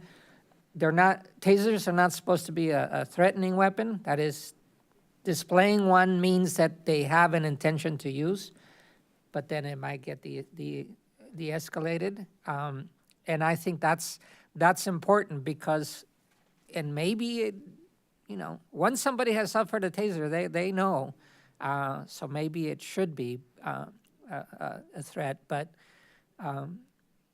if right now they are not encouraged to be a threat, that is, there shouldn't be that many displays because they're not encouraged to be used as such. So in any case, thank you very much. And I imagine, I think we had a discussion on this after last meeting, but you're going to be our regular presenter on this. It got put on your portfolio. Correct, yeah. Okay. Other duties is assigned, and this is All one right, of them yeah. for me, so. Yeah, we get them too. Well, thank you very much for the presentation. Certainly. Oh, I will add, Mr. Allegretti, one thing you brought up 6 months ago, I think, was you were curious as to how many, when we're talking about displays, how often does the display work to bring that down? We took that under advisement and actually added that to our use of force reporting for all of the displays, pistol point, OC, baton, taser. So one of the questions that will pop up on this kind of interactive form as the officers are filling it out is, and when you click on the taser display button that's the type of force that was used, well, then you'll get a pop-up question that says, was it effective? Now, again, that's subjective. It's based on the officer's perspective, as a lot of the questions are. But as you noted, Mr. Diaz, it's a small sample size, so we really need, in my opinion, to spend some time before we get a large enough sample size to kind of make a determination as to what are we seeing here, I don't want to make a determination as to whether it works based on half a dozen times. So it might take a few years to really gather a big enough sample size to go, what are we seeing here? Are we seeing 2/3 of the time it work, 1/3 it doesn't, 25, 75? And just thought I would share that. That's something we're looking at. Okay. I'm surprised the manufacturer isn't selling you guys on some sort of data point like that, but with a wider pool of data from. They very well might be, but you always, manufacturers of anything, not just tasers, will tell you whatever it is they think you want to hear to get you to buy their stuff. Right. So,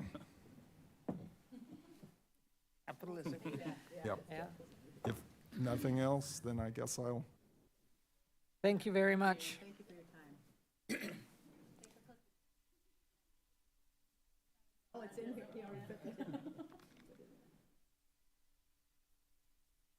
All right, folks. We have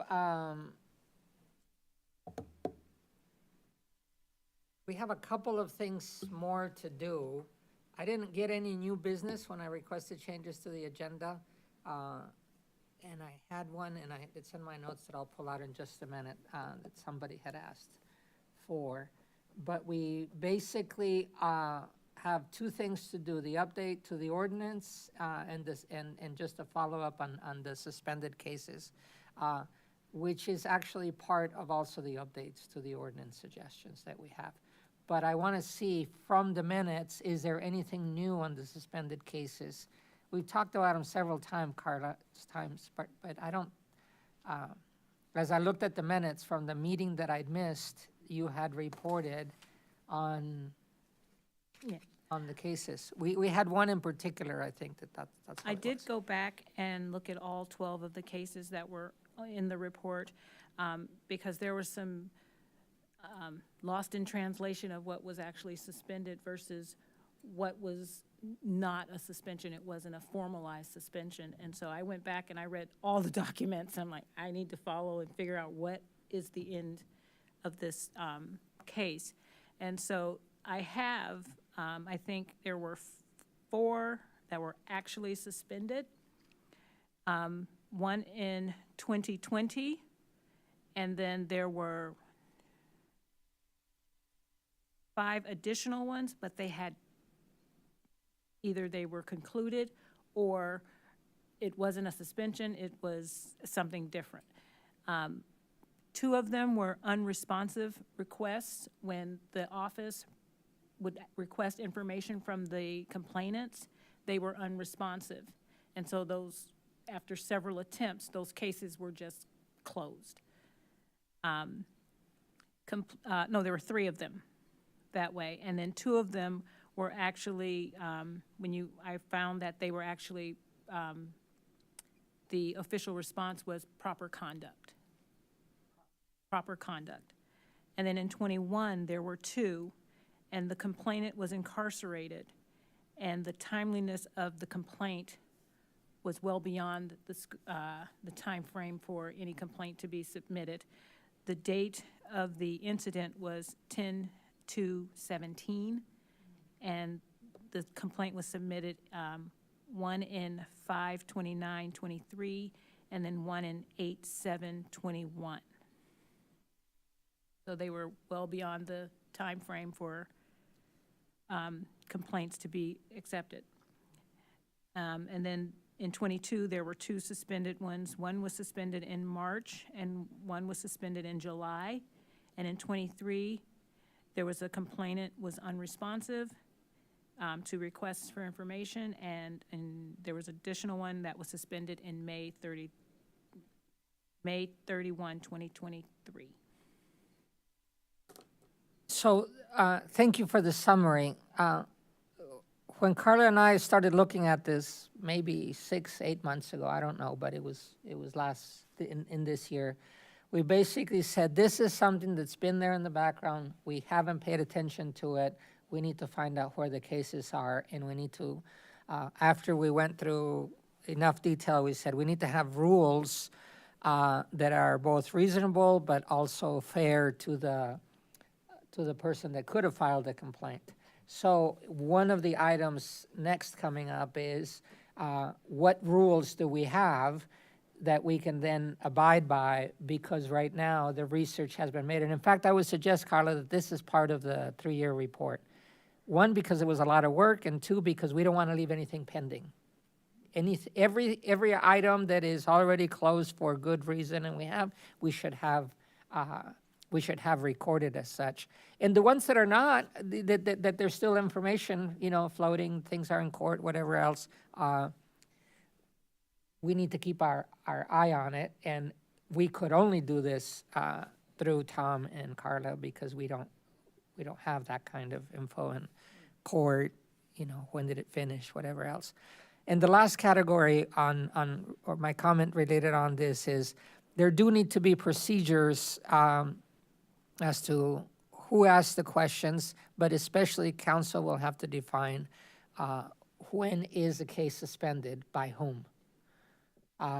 It's not clear right now, and so I'm jumping to the next topic, but it is one of the questions. A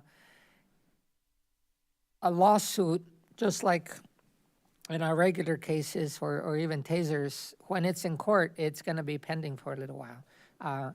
But when there's a threat of a lawsuit, 1, what constitutes a threat, and 2, how long does the threat last in order for the complaint to be floating or not accepted? So that will have to be defined, and I'd like for us to come back to that in a little bit. But anyway, thank you. Any other questions about suspended cases? Everybody's good. Thank you. So we're going to go on to, for me, that part for which I will ask the council people to accelerate to. It's 7 p.m. I only sent you a review of the topics, but I'm open to whatever other topics, as long as we get to getting your feeling on record as to how you feel about that particular issue. We don't have to argue with each other anymore. We have informed each other in these meetings, but it would be nice for council to receive what our thinking is as to where we are, because we're probably the ones that have considered these issues the most, both in living through cases, but also in opinions that have impacted our decisions. So if you guys are ready, we can go through those. I'm gonna go through them as I mailed them to you. I didn't share this with staff. It was already hard enough to put it together and be late to summarizing it, so I guess I had it here big. So I'm gonna go through the issue, and then we'll go through each member to say what they think. You don't have to elaborate too much. Okay. Yeah, it's in your email, huh? Yeah, I think it's a list of 10 that I sent over email, just to make sure that we didn't lose any. I decided to put them together. Okay, let me.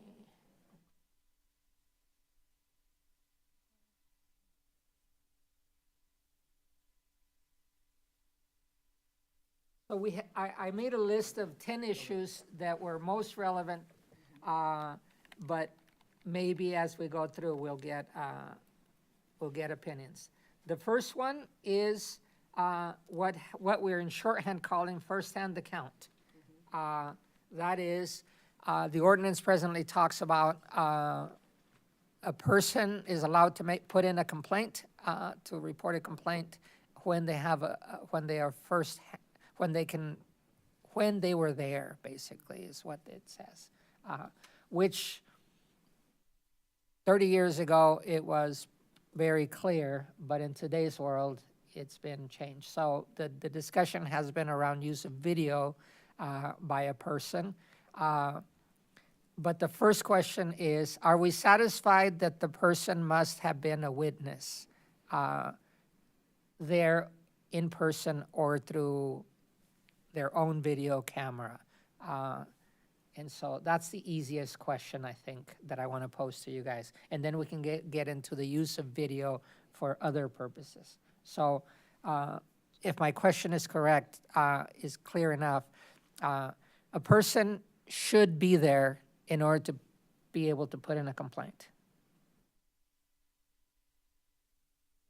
Situations where someone has a video, they're there, but perhaps they step away or they're sleeping, but the video continues to pick up. I thought that's what seemed to come up quite a bit in our appeals. A video was in the house of the person filing the appeal, but the person But wasn't. it's their video and their camera. Right, but they weren't witness to the thing. They wouldn't have known about it had the video not picked it up because they were sleeping or eating or otherwise occupied. Yeah.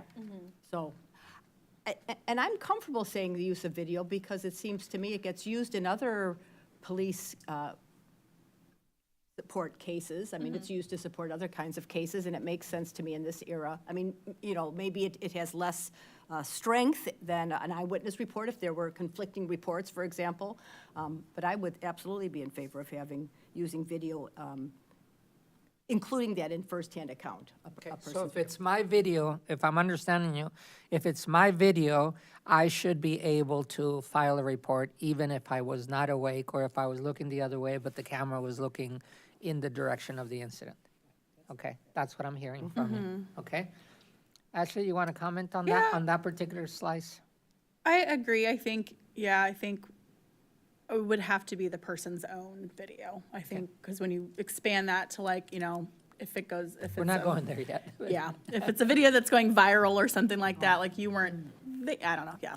Okay. It gets But if it's your murky, own but I think video, if it's you your own agree with video, I would be in agreement with Okay, that. Katrina?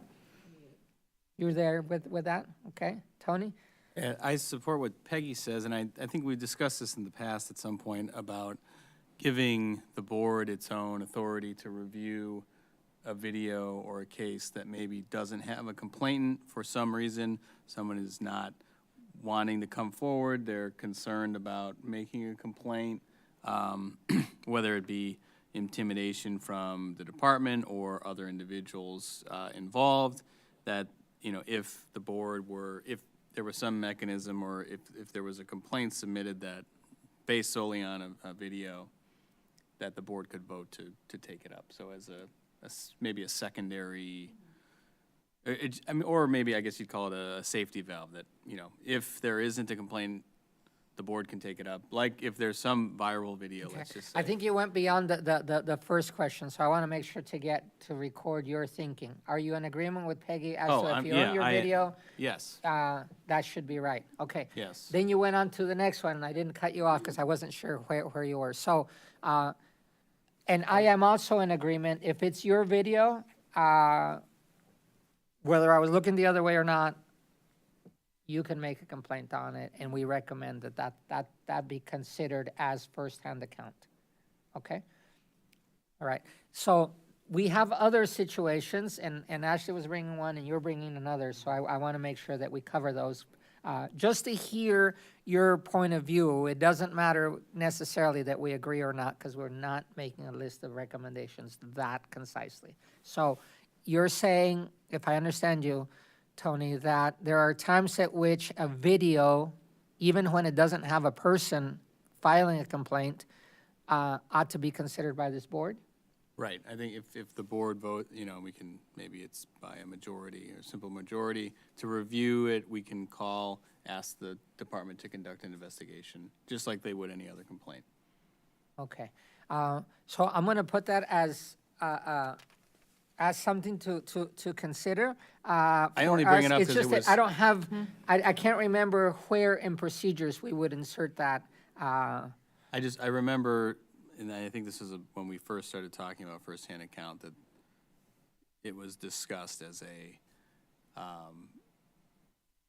a way to, a question was posed like, well, why can't the board just, on its own accord, bring up or I review remember, an I issue? remember the meeting Yeah. with Mikhail, in Yeah. which he's the one that Right, posed it was posed it. it was a long time ago. Yeah, yeah. But I just wanted to restate it again because I thought that was a good safety valve for Okay. reviewing cases. And I would imagine those are few and far between, but just in case. Okay. Any other comments on that particular suggestion, that the board ought to have the authority to, ought to be able to consider a case based on video even without a complainant? And I understand it doesn't fit into our present boxes, but I just want to record your thoughts. If you guys have considered that, I think I have considered that a lot, and I had agreed with Mikhail that there might be a circumstance and that we might have to create rules for that, but at least that we shouldn't be closed. And this might be kind of getting outside the scope of your definition, but I know we've kind of talked about if a complainant does not give that video then to the department as part of that complaint procedure, what's the department to do with that complaint when there's, no otherwise evidence of that thing happening? Yeah. And should That's we just allow the something. use of that video? I think in our practice, we have said we want all the information before us, and so we said it doesn't matter whether both sides have the same information, we have allowed it. And I believe by now we have also allowed both the police department and a complainant to show video that they hadn't given to each other. So we have tried to be fair as far as that existence. But that's not codified, but it is something that we have had a question on, and we have said we're saying yes. Okay? All right. Does anybody want to, and I hate to say this word, but I think it's true, complicate further the question of firsthand account? Must be present to win, All right. Yeah. other than video. All right. Right. Sounds good. All right, let's go on to item number 2, which is, as I wrote, at present, the ordinance excludes those with law enforcement experience and those with a felony to be considered for members of the board. And I posed the question so that you could get to a direct answer to you. Should these exclusions in the ordinance for membership on the board be eliminated, is my question to you. And you can take it whichever way you want to make your statement, but I wanted to have maybe a yes or no, given that we've discussed it in various ways. Let's start on this side, Katrina, and then we can go. Yes, I think it should be eliminated because for a person, it could happen a long time ago, something when they were 18 or whatever. That does not define the person now. And additionally, there are some people that do have felonies that bring a different perspective that could bring a different perspective as a member of the board. So I think that it should be. That part. The other part in the ordinance is that people with law enforcement, if they have been in law enforcement, they are also excluded presently. What do you say to that question? I agree with that They should not be on the board? Okay, we'll skip you. Think about it, we'll come back. Tony, both exclusions are there. I don't think they should both be excluded. I've said this before. We get the police perspective every time. We don't need them on the board. That's the whole point of the board, is to review the police. I think the felony exclusion should be removed. It is too wide of a class or a category. I'd be open to limiting it to maybe more serious offenses. So that's my position. Thank you. Thank you. Peggy? I've thought about this, but it's always interesting to hear how other people are looking at the question, because I have always thought both exemptions should be removed, that people with previous felony and people with previous law enforcement, because it only enriches the discussion. And, you know, what I just heard you say, Tony, is that we get enough of the police perspective, and that is an interesting thing to consider. I guess the difference for me is, as we talk, I mean, while we get, you know, Lieutenant Smyser's perspective on the taser cases, and we got other police perspective when we're talking about use of force or drive-by or taser training, those are very specific to a particular situation. And I guess what I would hope we would benefit from is, as we talk about these broader policy issues, you know, in general, how do we want our police to behave to improve public safety?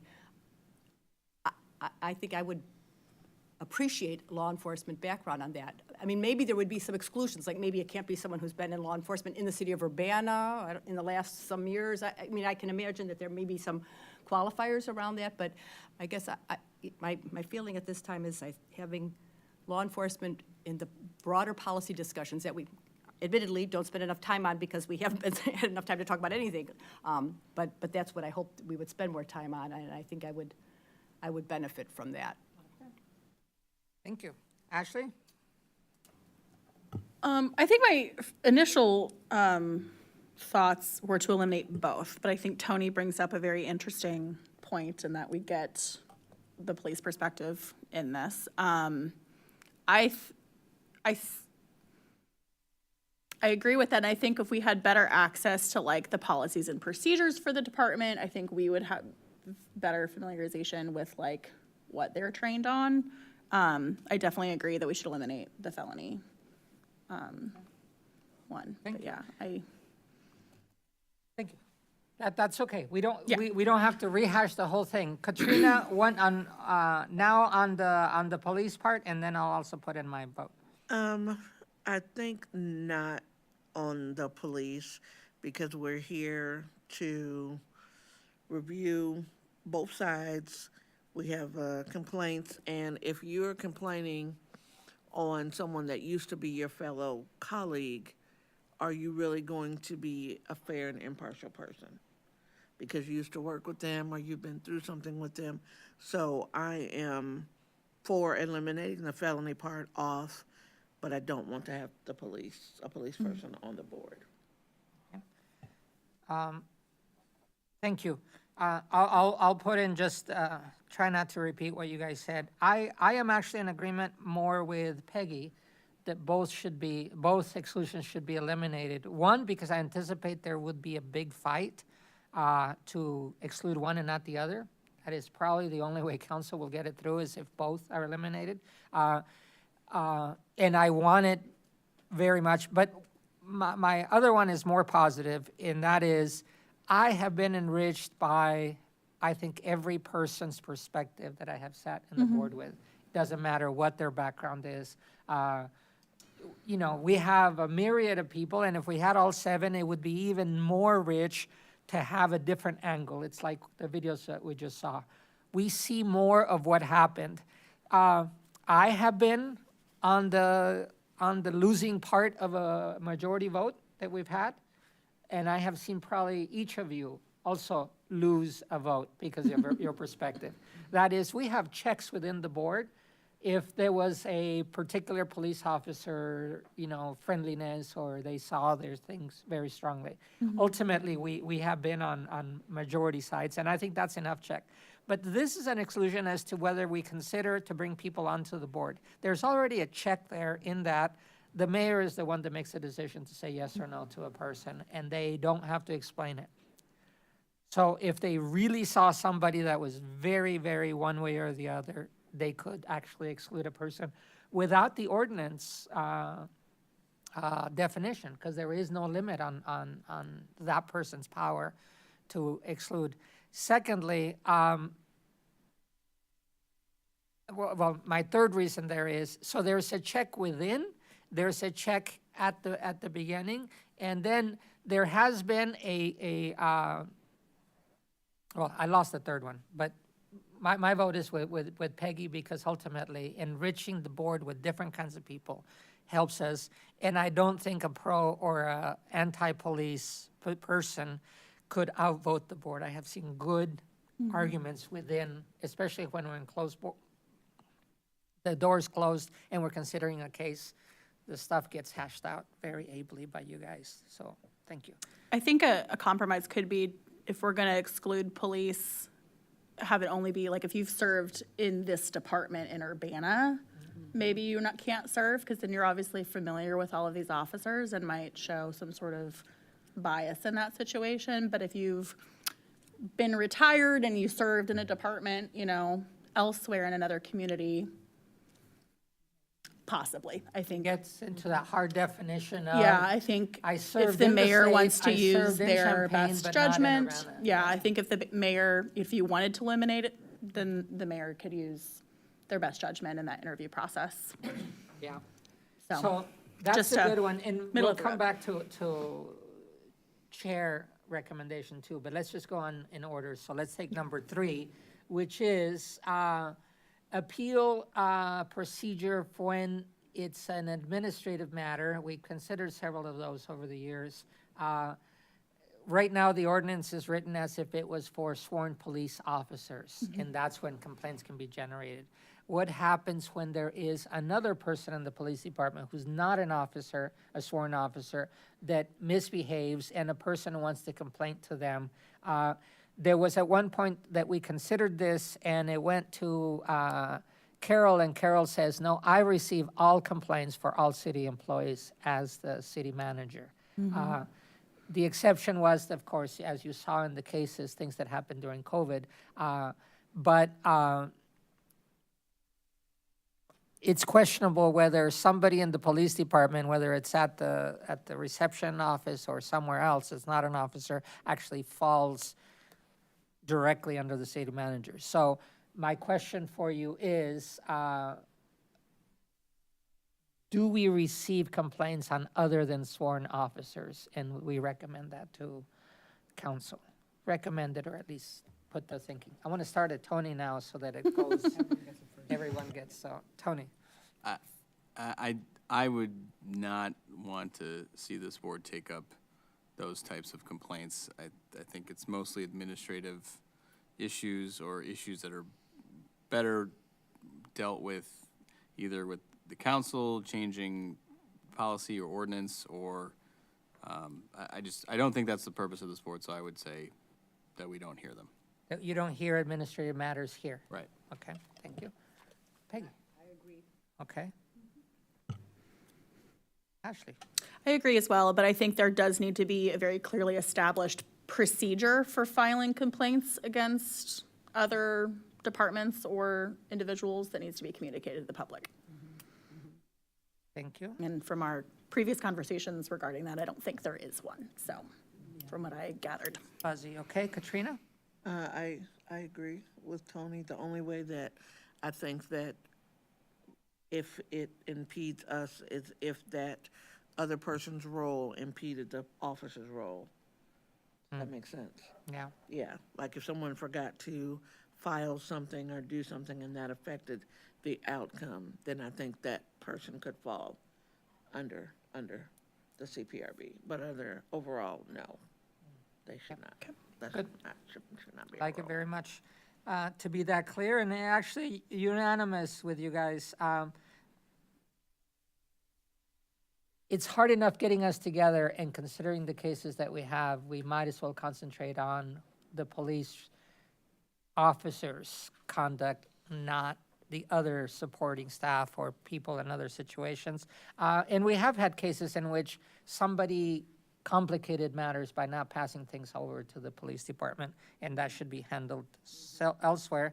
But we do, I think, stating with Ashley, that there needs to be a clear procedure to say, this is how you put in a complaint, or just feedback, maybe positive feedback, but let it be through other city channels, not through the CPRB. Okay, thank you. That was number 3. Number 4, we're coming back to that part of the suspensions of cases. Until recently, we didn't keep track of these, and as I explained before, Carla's report today shows that we are accounting for all of them.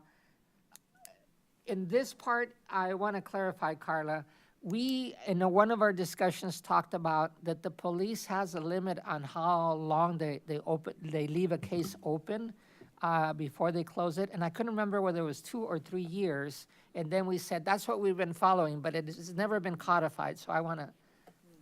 Yeah, we've been following the police procedures, usually 2 years. Okay. And so we've just followed that because we didn't have any other,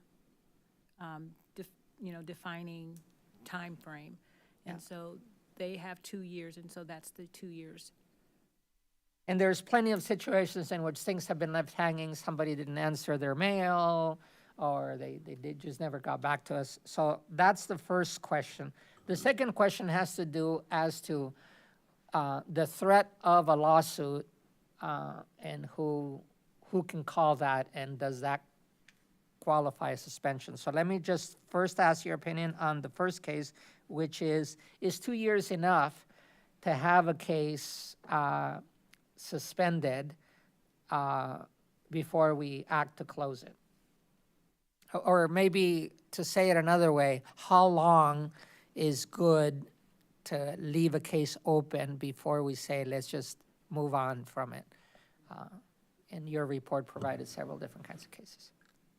And that would be Peggy first. And I have to say, in each of these cases, I feel like I'm not really qualified to answer, because I really don't know what the process is, how things get hung up, and where they could get hung up maybe inadvertently, nor do I really understand the process of lawsuits, like what implications would be. I mean, I know that's the second part of your question, but I feel like if I were to answer that, it would be based on very, very limited information about the implications or consequences of changing what is already in the ordinance. So, not to pass the buck, but I sort of feel like someone who knows more of our legal process and what happens. That's good enough. That's what we're doing. Ashley? I feel like I'm kind of in the same boat as Peggy. I feel like I need a little bit more information about the procedure, because my concern would be if a case is suspended, and I know after so many weeks or months, the body cam footage and things like that rolls off and they lose it. So if there is a complaint filed, are they immediately pulling that and setting that It's aside? frozen. So it's not rolling and off. so it doesn't get erased. Okay. Otherwise, there is a rolling use of the cameras. Okay. But as soon as there's a complaint filed, Carla notifies the police department, and it is frozen. Especially, if it falls within the time of a complaint that is allowed, right? If it's very old, there might not be any more chance to freeze it because it's been too long, but that's okay. Good enough. All right, so I'm just marking you and Peggy as maybe not qualified yet. The opinion is Need still more information, floating. yeah. Okay, Was good. this a bucket list item, or was this something, an internal? No, this is, I think, item. more of our internal experience and us can trying remember to if get this was a- everything clean. I would want the next chair to have less old stuff to do. Absolutely. And being that I'm the oldest on the board, I shouldn't be carrying stuff or leaving stuff behind for all, you guys are the newest, are the oldest after me. And it's been at least you're in at least your second cycle, right? Yeah, but you're on your first cycle. Right. Yeah, see, so, Yeah, I think our first term would be up next May. Yeah. We have one more year, so. yeah, so we're trying to close off. Katrina, any word on how long, 2 years, to leave a case floating before we just say not allowed? I don't know if 2 years is not long enough or too long, I'm not really sure. Okay. And I guess my question is, why do we have to put a cap on it? Because what if something happens and it's 2 years and a day and I messed up? So I don't know does there have to be a cap? And if so, maybe 2 years is not.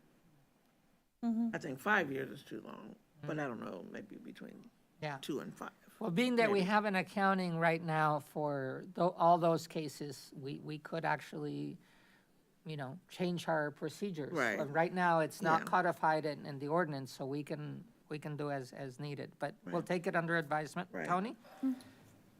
Yeah, I think I'm kind of in agreement. It's 2 years seems arbitrary, and, I agree with Katrina. Why do we pick 2? Just because the police are doing it? I mean, 5 years I think could be fine, but maybe some actual information, better information is, Sorry to interrupt. I just remembered that the reason for the 2 years is that that's the limitation where someone can bring a civil suit against. oh, okay. The That's, police. I So kind of that's why thought it's the maybe 2 that's years. what the I'm the sorry, I issue didn't was. tell you that earlier. Even so, I mean, any amount is gonna be arbitrary, but maybe a better, more, I'm not remembering the term, informed decision or informed guess would be better left as, I don't know, I guess. That's I okay. think That- 2 that- years seems arbitrary. I would defer to longer just in case. And I don't know what harm there would be if we heard something that was 5 years old. And that's good. We're just stating our opinions here. I'm going to add myself to the camp of having 2 to 3 years, only because from keeping track, it's painful. And even when we research it, then you have to keep track of other pieces. So on the staff, it wears to have reporting on something. And frankly, if a person hasn't done anything, moved anything in 2 years, they've forgotten about us and they don't really care what we think. That's my opinion. The next part of this question just has to do with, the ordinance right now has a, if I remember correctly, threat of a lawsuit as a reason to call for a suspension of a case. And I want to hear whether, the related question is, who heard the threat of a lawsuit, and how does that person have the authority, whether it's at the police department or elsewhere, to call for a case to be suspended? And so, where are you on that question? Ashley, I hope I explained it correctly, or enough. Say it one more time for me, sorry. Yeah. It's been a long week. So right now, the ordinance says that a case may be suspended when there is pending litigation. But it also Right. says Okay. there's a threat of litigation. And I can look it up. Yeah, I kind of agree with you. I think it would depend for me on who that threat is being made to. And like, what is that person's ability to make that decision? I think certainly if there's like pending litigation, I think you could probably still continue an investigation to a point. mainly because I think it's important to kind of get accurate information up front. I think the longer you wait to kind of investigate a complaint, the more iffy details get for people. You know, even going through some of these appeals that we had that were from 2020, everybody was like, well, I kind of remember what that happened, you know, and I want people and complainants to make sure that if they do file a complaint, that it's being done accurately and we're not waiting a year or so and that information is not as accurate anymore from a witness perspective of that. Does that make sense? I think so. So, yeah, the threat of I don't know. Yeah, for me, I think, like, until you receive documentation from a lawyer that you're being sued, I feel like you should be able to continue that investigation. Leave it open until there's Leave it actual open litigation until is filed. there's actual, I don't know. Maybe the lawyer has something better to say in, All in right. regards to Well, that. that's I don't why know. we're going rotation. So, I don't know. Katrina, what do you Yep. think? I agree, sorry. It's been that kind of week. Yep. But yeah, because just because someone made a threat, all what we're doing, and plus,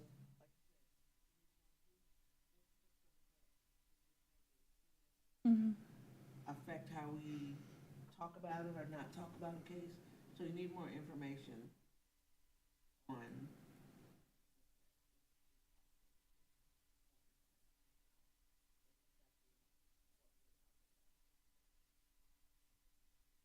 Okay.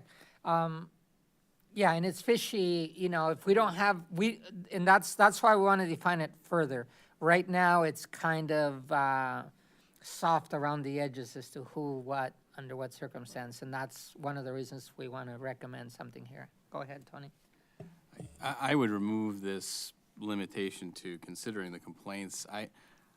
From the city's perspective, I don't think it has any, this board is not going to be able to elicit any sort of evidence or testimony from anyone that's going to be interested, that a plaintiff is going to be interested in suing. We're not allowed to call the officer complained of. We can't compel them to be here or make statements. The information we're considering would be things that are going to be documented regardless of if there's a lawsuit, and those would be turned over in a lawsuit. If anything, I could say the only reason to keep it there, it would be to protect the complainant from making some statements at an executive or at a closed session that could potentially be ordered to be turned over that could harm their case. So, you know, from that perspective, you know, I guess I could see that's the only reason to keep it would be to protect the complainant. But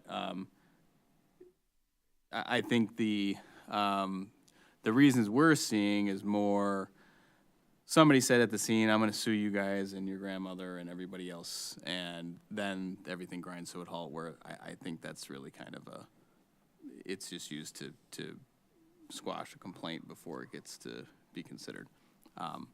I don't see any negative side to the city in considering these types of complaints.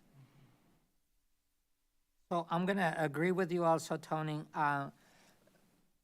As is, too many things can fit into the bag. The ban's expandable as to what a threat is, when it was made, at what circumstance, how it's documented. So I would also agree that until there's a lawsuit, there isn't any need to suspend a complaint. And then there's in section 19.32F, it says, the CPRB findings and conclusions may not be used as evidence in any other criminal or civil court proceeding to the extent that the city has the ability to declare such an intention through the adoption of this article. And so for me, what we do is our business, what a full court, that's their business. But in our case, we should consider the allegation, at least the complaint. So I think that's our final word, but that's what we're putting forward for them to consider, okay? Mm-hmm. All right, number 5 is recurrent requesters need to be handled differently than the present. The question is made that the suggestion is made that we follow the model of FOIA. And as I was looking at this, I thought to myself, do I know what the FOIA recurrent requester I certainly do not, policy is? so. And so I said to myself, I can look for it, or I can just wait till the meeting and ask to who answers FOIAs. I know you're not the FOIA officers, but you do handle plenty of FOIAs, and you know what your time constraints are, and you know how to handle different parts. So first, you get the first one, and then we can start back with Katrina's. I know time constraints. And I believe, I'm not going to even try to guess because I don't know the FOIA law. I cannot quote it to you verbatim. That's okay. But I do know that there is a clause in the FOIA rules that if someone's repeatedly asking for things, you can extend the time that it takes to get them done. But for the most part, I have 5 days. Whatever the FOIA is asking for. If it's too voluminous, I can ask for more time. But I don't remember or recall what the repeated requester rule is. That's okay. I said that just to put you on the spot. We don't have to define the policy now. That would be up to council. But we have had a suggestion before us. Yeah, And so- and I, at the September 27th meeting, I can't recall if you were here, and I didn't bring those minutes. That's okay. But we did agree to language, those of us, and we did have a quorum. Good. We discussed it at length, and we discussed the exact language, and we agreed to something that was embedded in the minutes, and I know it was, it was reflected accurately. So I would be okay with sticking with what we talked about. Okay. Like I said, we had a quorum. I don't remember precisely. That's okay. I wasn't ever- there, but I know it's been a question on your list for a long time. Right. So when I put it down and when I interviewed you, when we thought we were going to have a meeting Yeah. 3-5 months ago, I wrote it down. I didn't want to miss it. So maybe we can make sure we pull that language up that we agreed to, because we did agree to language. Okay. And include that in this more comprehensive report, I think would be. Good enough. So basically, I think what you're suggesting is that we close this issue because we've already considered and it's already recorded. And I think if I read everybody correctly, there needs to be just a check on too many complaints and appeals. Yeah, well, just an acknowledgement of the burden on staff time when there are voluminous appeals. We're not trying to, No, we don't limit want to them, limit anybody, but but just it is a acknowledge the fact. burden. And I will thank you for so long. My biggest concern last year, besides being fair to everybody, I wanted to be fair to you guys. So I stringently said no more than 6 hours per month, whether it was regular meeting or we're considering cases or whatever else. And I try to stick to that because I know you guys have busy lives and I didn't want to overburden you because I was scared that you guys would run away and it would be harder to keep going at the pace we were going. So I think we have, if not consensus, we have made a majority decision, okay? All right, let's go to 6. Point of chair. Yes. Right now, the ordinance says the mayor appoints the chair and the vice chair of this body. The question was raised, and it's just our opinion, I put it before the mayor a couple of weeks back so that she would know that this was coming, but that we are considering the question of recommending whether it should be this board that chooses its own chair. And we didn't discuss as to how long, how often, whatever. Right now, as far as I know, when I was appointed chair, I was to be chair until she told me I wasn't. Because that's at her pleasure. There is no other rule. She hasn't asked me to step down, but as you know, I tried to step down a year ago because it was too long. But anyway, what say ye, where are we? I don't, there, Mr. Tony, who appoints a chair here? Yeah, I think the board is perfectly capable of doing that. I think we're kind of seeing the situation right now as to what happens when we can't do that. We're going to be without one. So if the mayor puts us on the board, I think she would, or he would trust us to pick who's best suited to chair the board. Okay, thank you. We'd all be left standing if we have no chair.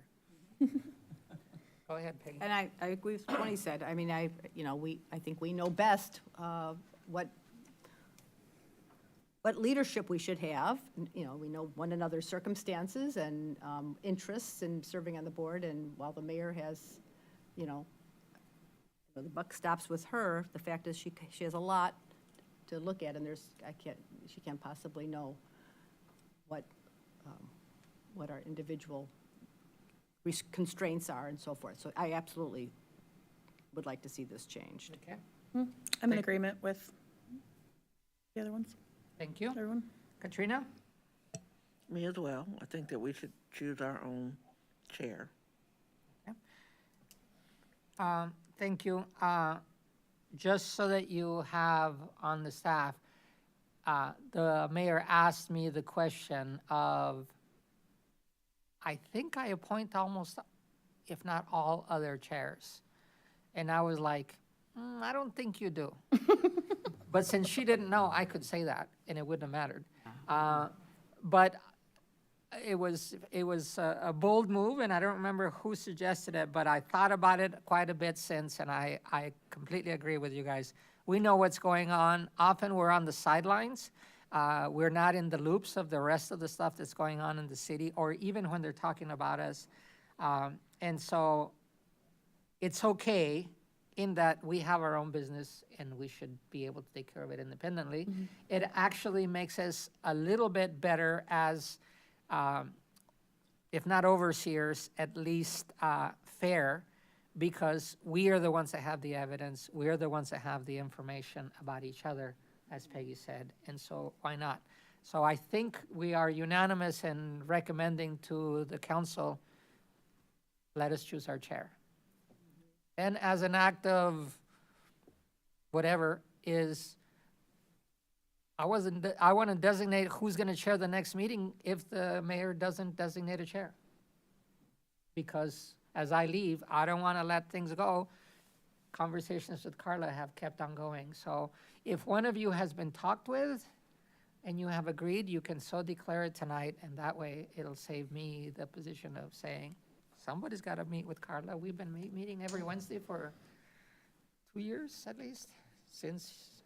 Although it's probably good to clarify whether a weekly meeting is essential or not. Oh, I Because agree. that's kind of, okay. Completely. We have skipped a few meetings because we call each other and say, I can't do it today, but yes, it was unnecessary. Last year, it felt like it was necessary, so, okay. Is that enough?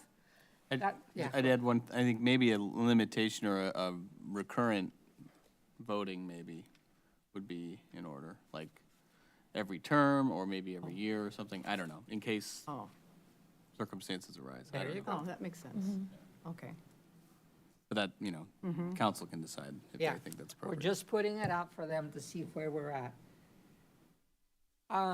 This one is, number 7 is the use of force committee that the police department is to have had, the inclusion of a civilian on the use of force committee. They already have it, they do their reviews. As far as I know, the discussion was made to put in a civilian. There was even a name of somebody, but that person was not invited to such a meeting. That is, it was just a discussion. And this person was very clear to me, I was never officially appointed. I was just talked with, and I was never in a meeting. So the rumor that went around that there was already that position filled is not true. So,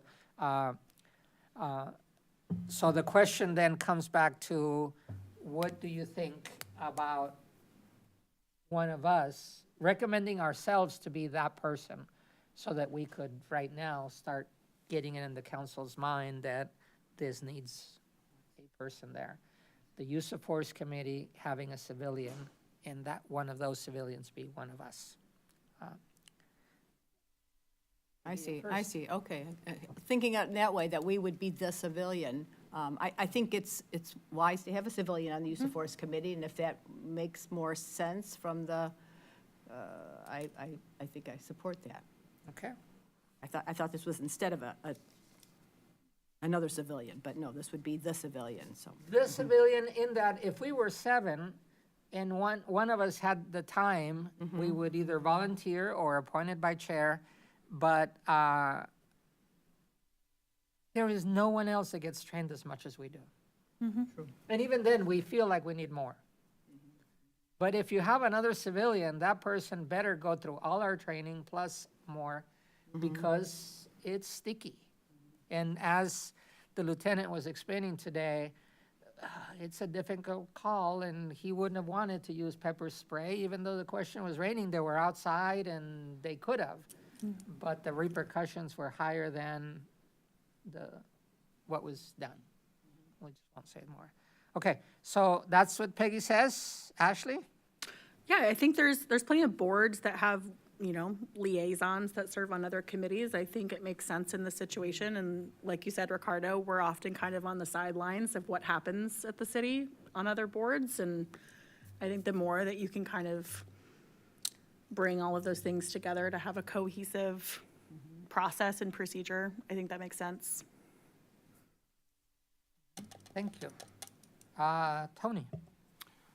Yeah, I think that makes sense that one of us is on there, or a rotating person. Yeah.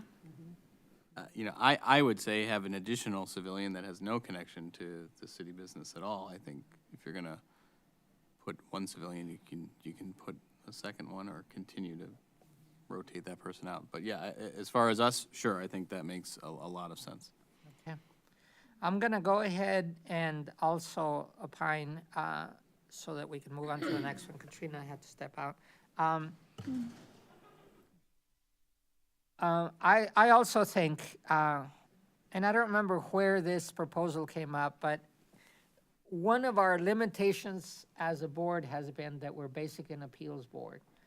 People see us and ask us questions as if we were actually an oversight board to the police.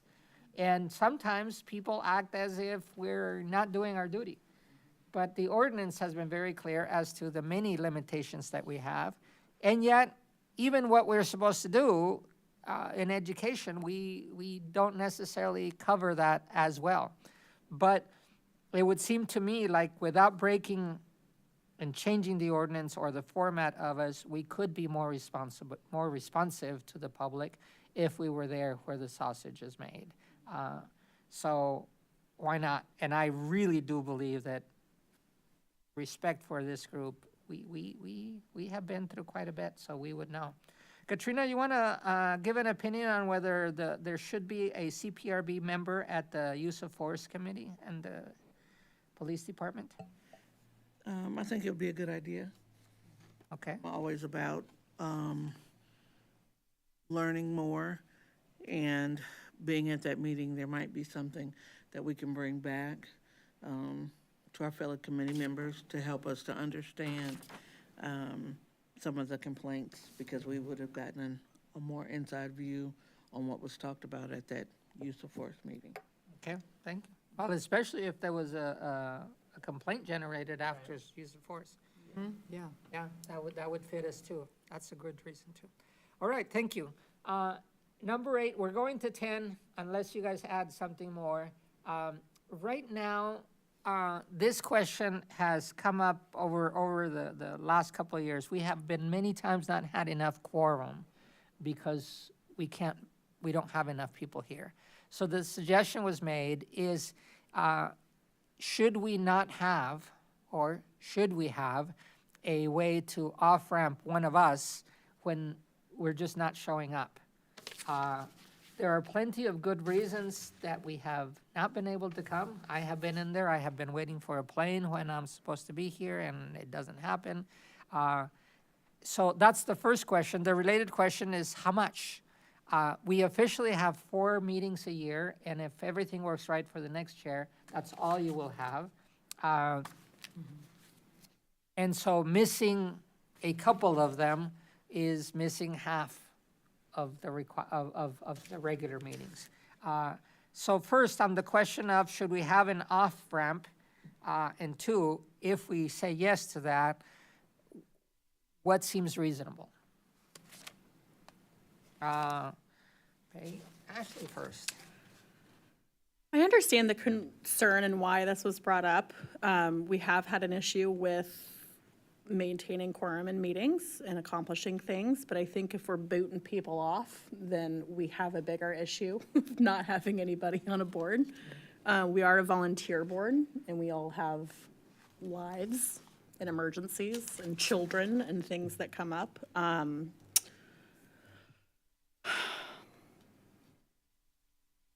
So you're questioning the question. I mean, I just don't know how feasible it is to maintain that, I suppose. Like, yeah, we only have 4 meetings.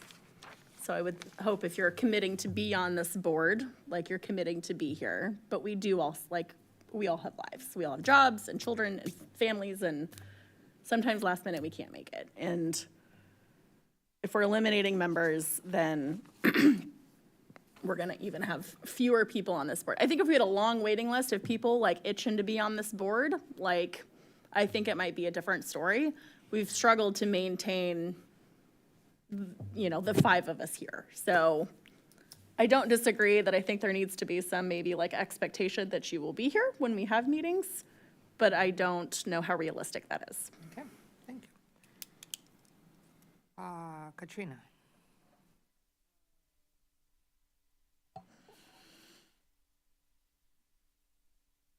Like Ashley said, I don't think we should lose people.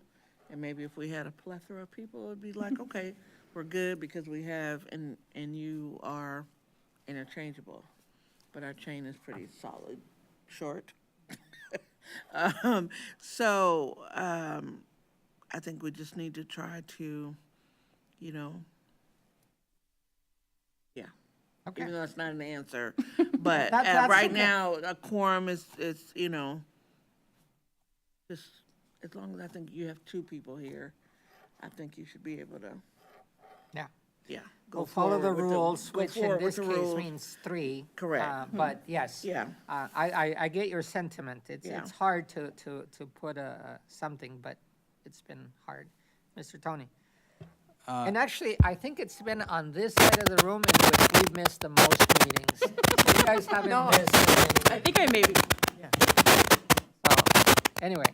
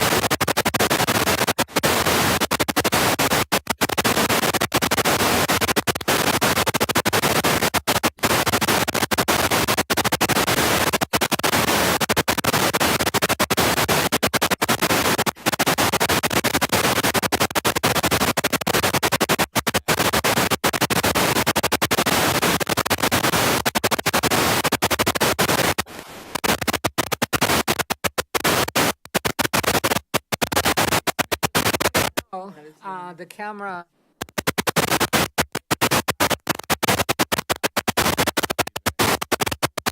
Does not stop just because I turn off the mic, so Yeah. it's not me. But yeah, so I would, I don't think we need to implement any further automatic removals. I think there's enough. Okay, we have enough rules, I hear you say. Peggy? This came to my mind after, this was in, I forget, a year ago or maybe less. Carla or Ricardo sent us this residence petition for the Civilian Police Review Board that was put together 2 years before we joined the board. And it had a lot of suggestions about what they'd like to see happen. And in reading that, it was sort of the first time it came to my mind that among the many, very long list of ways to reform the CPRB was CPRB members should be subject to removal by majority vote if they willfully neglect their duties, i.e. miss 3 or more scheduled meetings. And I thought, oh, okay, that was kind of the first time that kind of came to me, and I got to thinking that I think when we have to cancel a lot of meetings, and I was looking up, I've been on the CPRB for 2 years now, and there were 17 meetings scheduled, and over 40% were canceled, mostly due to lack of quorum. And so the way I see it, it sort of affects a negative feedback loop. I, right now, would not encourage people, I think, who would be good on the CPRB to join the board, because I think it's really frustrating if you come and 40% of the meetings you prepare for and you show up and it's canceled at the last minute, and I know everyone shares that. So, you know, I hear what people are saying. If I but- hear you correctly, we would have more members. Well, I know I would certainly be more motivated to encourage people to submit their application, but right now, and I have a strong feeling that that's going to improve. I think, you know, we were coming off of COVID, a lot of new staff, other things going on. But Could I ask for I a pause for just a moment? Could I ask Affecting- everybody to turn the microphone off at the same time and see what? At this point?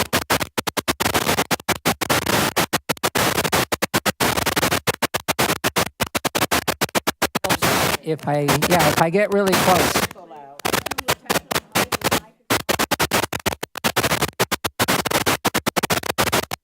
You have to go to work. So Katrina has to go to work. We're in number 8. Let's do a very quick check-in with the other two, because I think this one's already been hashed enough. Number 9,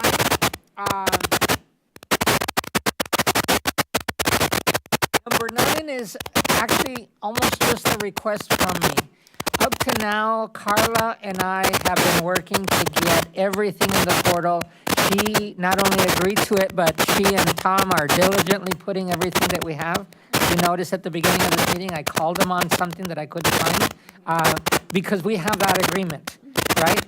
What I found out is that the police don't necessarily have a log, for example, of tasers, that something wouldn't fall through it.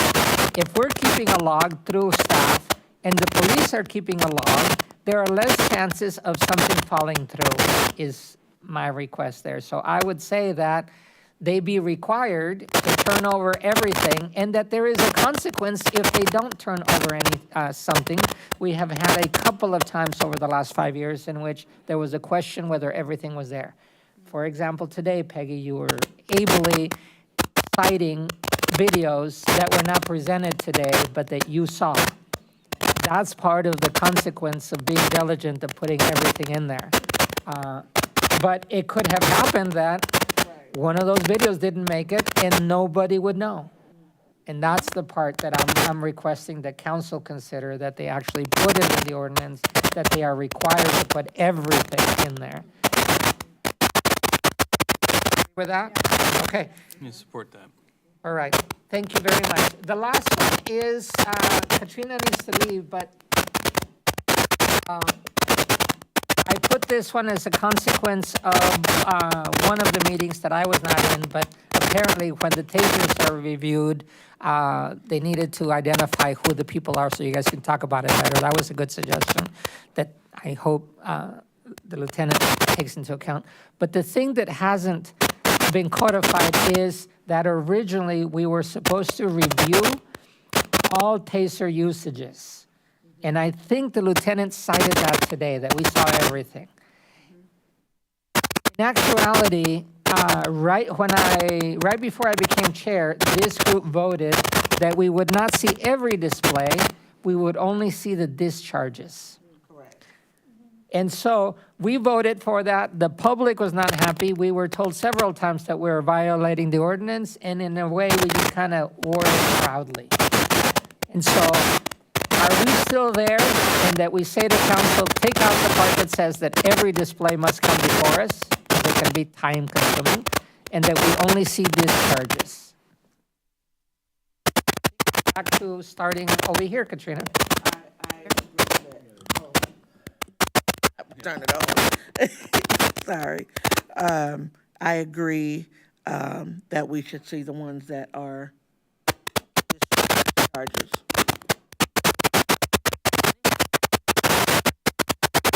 think I voted at that meeting to only hear discharges. I don't remember, and I just, what Lieutenant Schweizer was saying today, that there aren't that many, so the numbers, and maybe we could do displays and discharges, but I would, if it's too time consuming, I would only, I think the discharge would be more important to cut something. May I add, before I pass it on to you, Peggy, how hard would it be for us to get that data? Can't hear me? Get the number of discharges versus the number of. I believe you already get that. I remember Have a log. We had put it in there because Peggy had looked at the videos and she had looked at the displays and not the discharges. They were in I'm just there. being lazy, I guess I could just look at it, but, yeah. I think you get both, but you review Yeah. tasers. Burdensome, maybe we should reconsider seeing the displays, maybe just a shorter. Pause to the meeting, but before she leaves, we need a picture. Would you guys mind taking a picture of us, all 5 of us? This is a rare occasion. No, that's true. And I want a picture of you guys. That's right. And so, put this on the website when people want to. Exactly, this is the strength. Yeah, What do we do? that's right.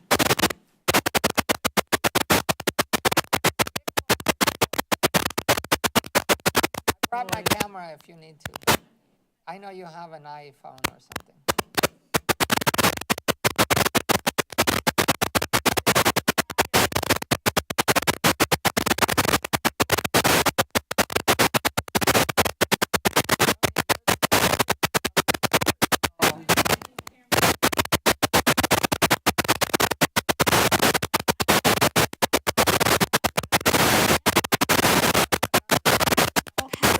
There we go.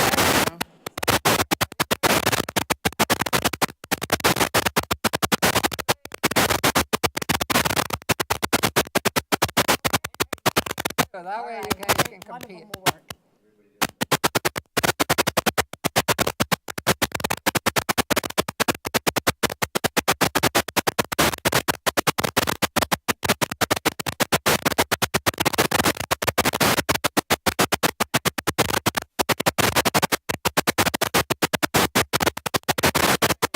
If this was your grandchild taking the first step, you would have missed it.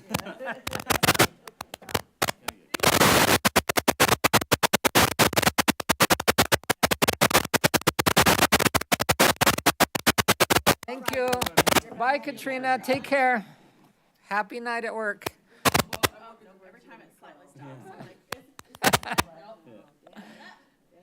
Yeah. Second, third shift.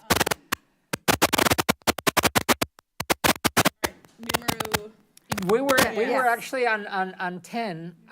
So if we can request whatever numbers you also that we don't see here. If anybody has a request, just triangulate. Make sure that their numbers match our numbers as to how many displays, because he seems to have a new data system. If they match what we have in our log, Tony can go look at whenever he wants. Yeah. But I agree, there's a lot more displays than discharges, and I think if the question is, should we only be reviewing the discharges, I assume that means publicly. I agree, reviewing publicly the discharges only makes sense. We just don't have time to do the others. But we have access to the displays, and I think we should be looking at those as our time permits. And we could probably, I'm comfortable asking the lieutenant to bring in a display. Like every year we lottery pick 5 cases where there was a display just as a means of. Yeah, that's true. That sounds like a really good idea for a prospective chair. Yeah, right. Like if there's Decline something, that. yeah, Got other things going on. something particularly interesting, yeah, that's a good way to do it. Mhm. Chair other organizations. Okay. Well, those are the questions we had before us that have been floating and that we have piecemealed and brought together in a big cake tonight. It's like a big tray of cookies that we get tonight. Yeah, and thank you. But I don't have any other business except that we finish the agenda with, you know, with the announcement parts. There is much yet to be done. I just had to put a limit to it because a year ago, I accepted 2 other obligations because I was going to be stepping off this one. And so over the last year, it's been very hard to keep everybody happy.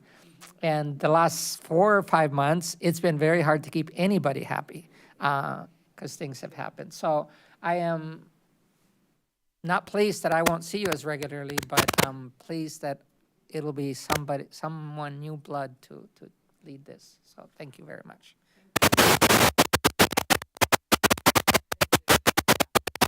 Last part, we just need to finish the agenda unless anybody else has thoughts. We need more applications. Tomorrow night, 3 of us will be recruited, and then another event, you'll be recruiting over there. So just know, public, we have 3 positions open on the board, and we are to meet on September 25th. You got it. Oh, magic. Is that it? Good job. Thank you, sir. Yeah. I was gonna, MVP. yeah.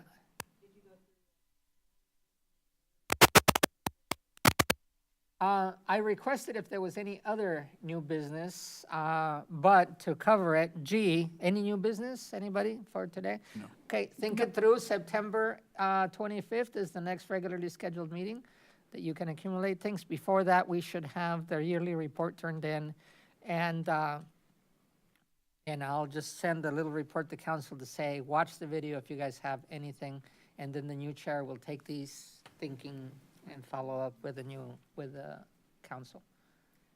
Would it be helpful to the mayor for us to suggest someone as a board chair?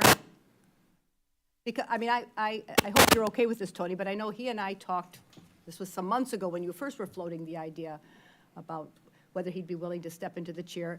I think he would do an excellent job, and I know at that time, and this might be 4 or 5 months ago now, I can't recall, before Christmas, I believe. Something changed, yeah. You said, yeah, that's right. So that's giving you an out to say if that's no longer the case, but you said you would be willing at that time. I would never Beautiful. believe. So I have a nomination on the floor, I is have a what I'm nomination. hearing. So what I'm hearing is you volunteer as tribute. I asked Tony if he'd be willing to do it. I thought he'd do an excellent job, and at that time he could, but that was some months ago. Okay, So, well, that's good. Private meeting to public meeting. We don't keep anything in the dark. Fair is fair. But I also said, and we will support you and do everything that needs to be done. I'd be happy to be vice chair. I didn't realize we actually had an official vice chair. Tonight was the first time I heard that.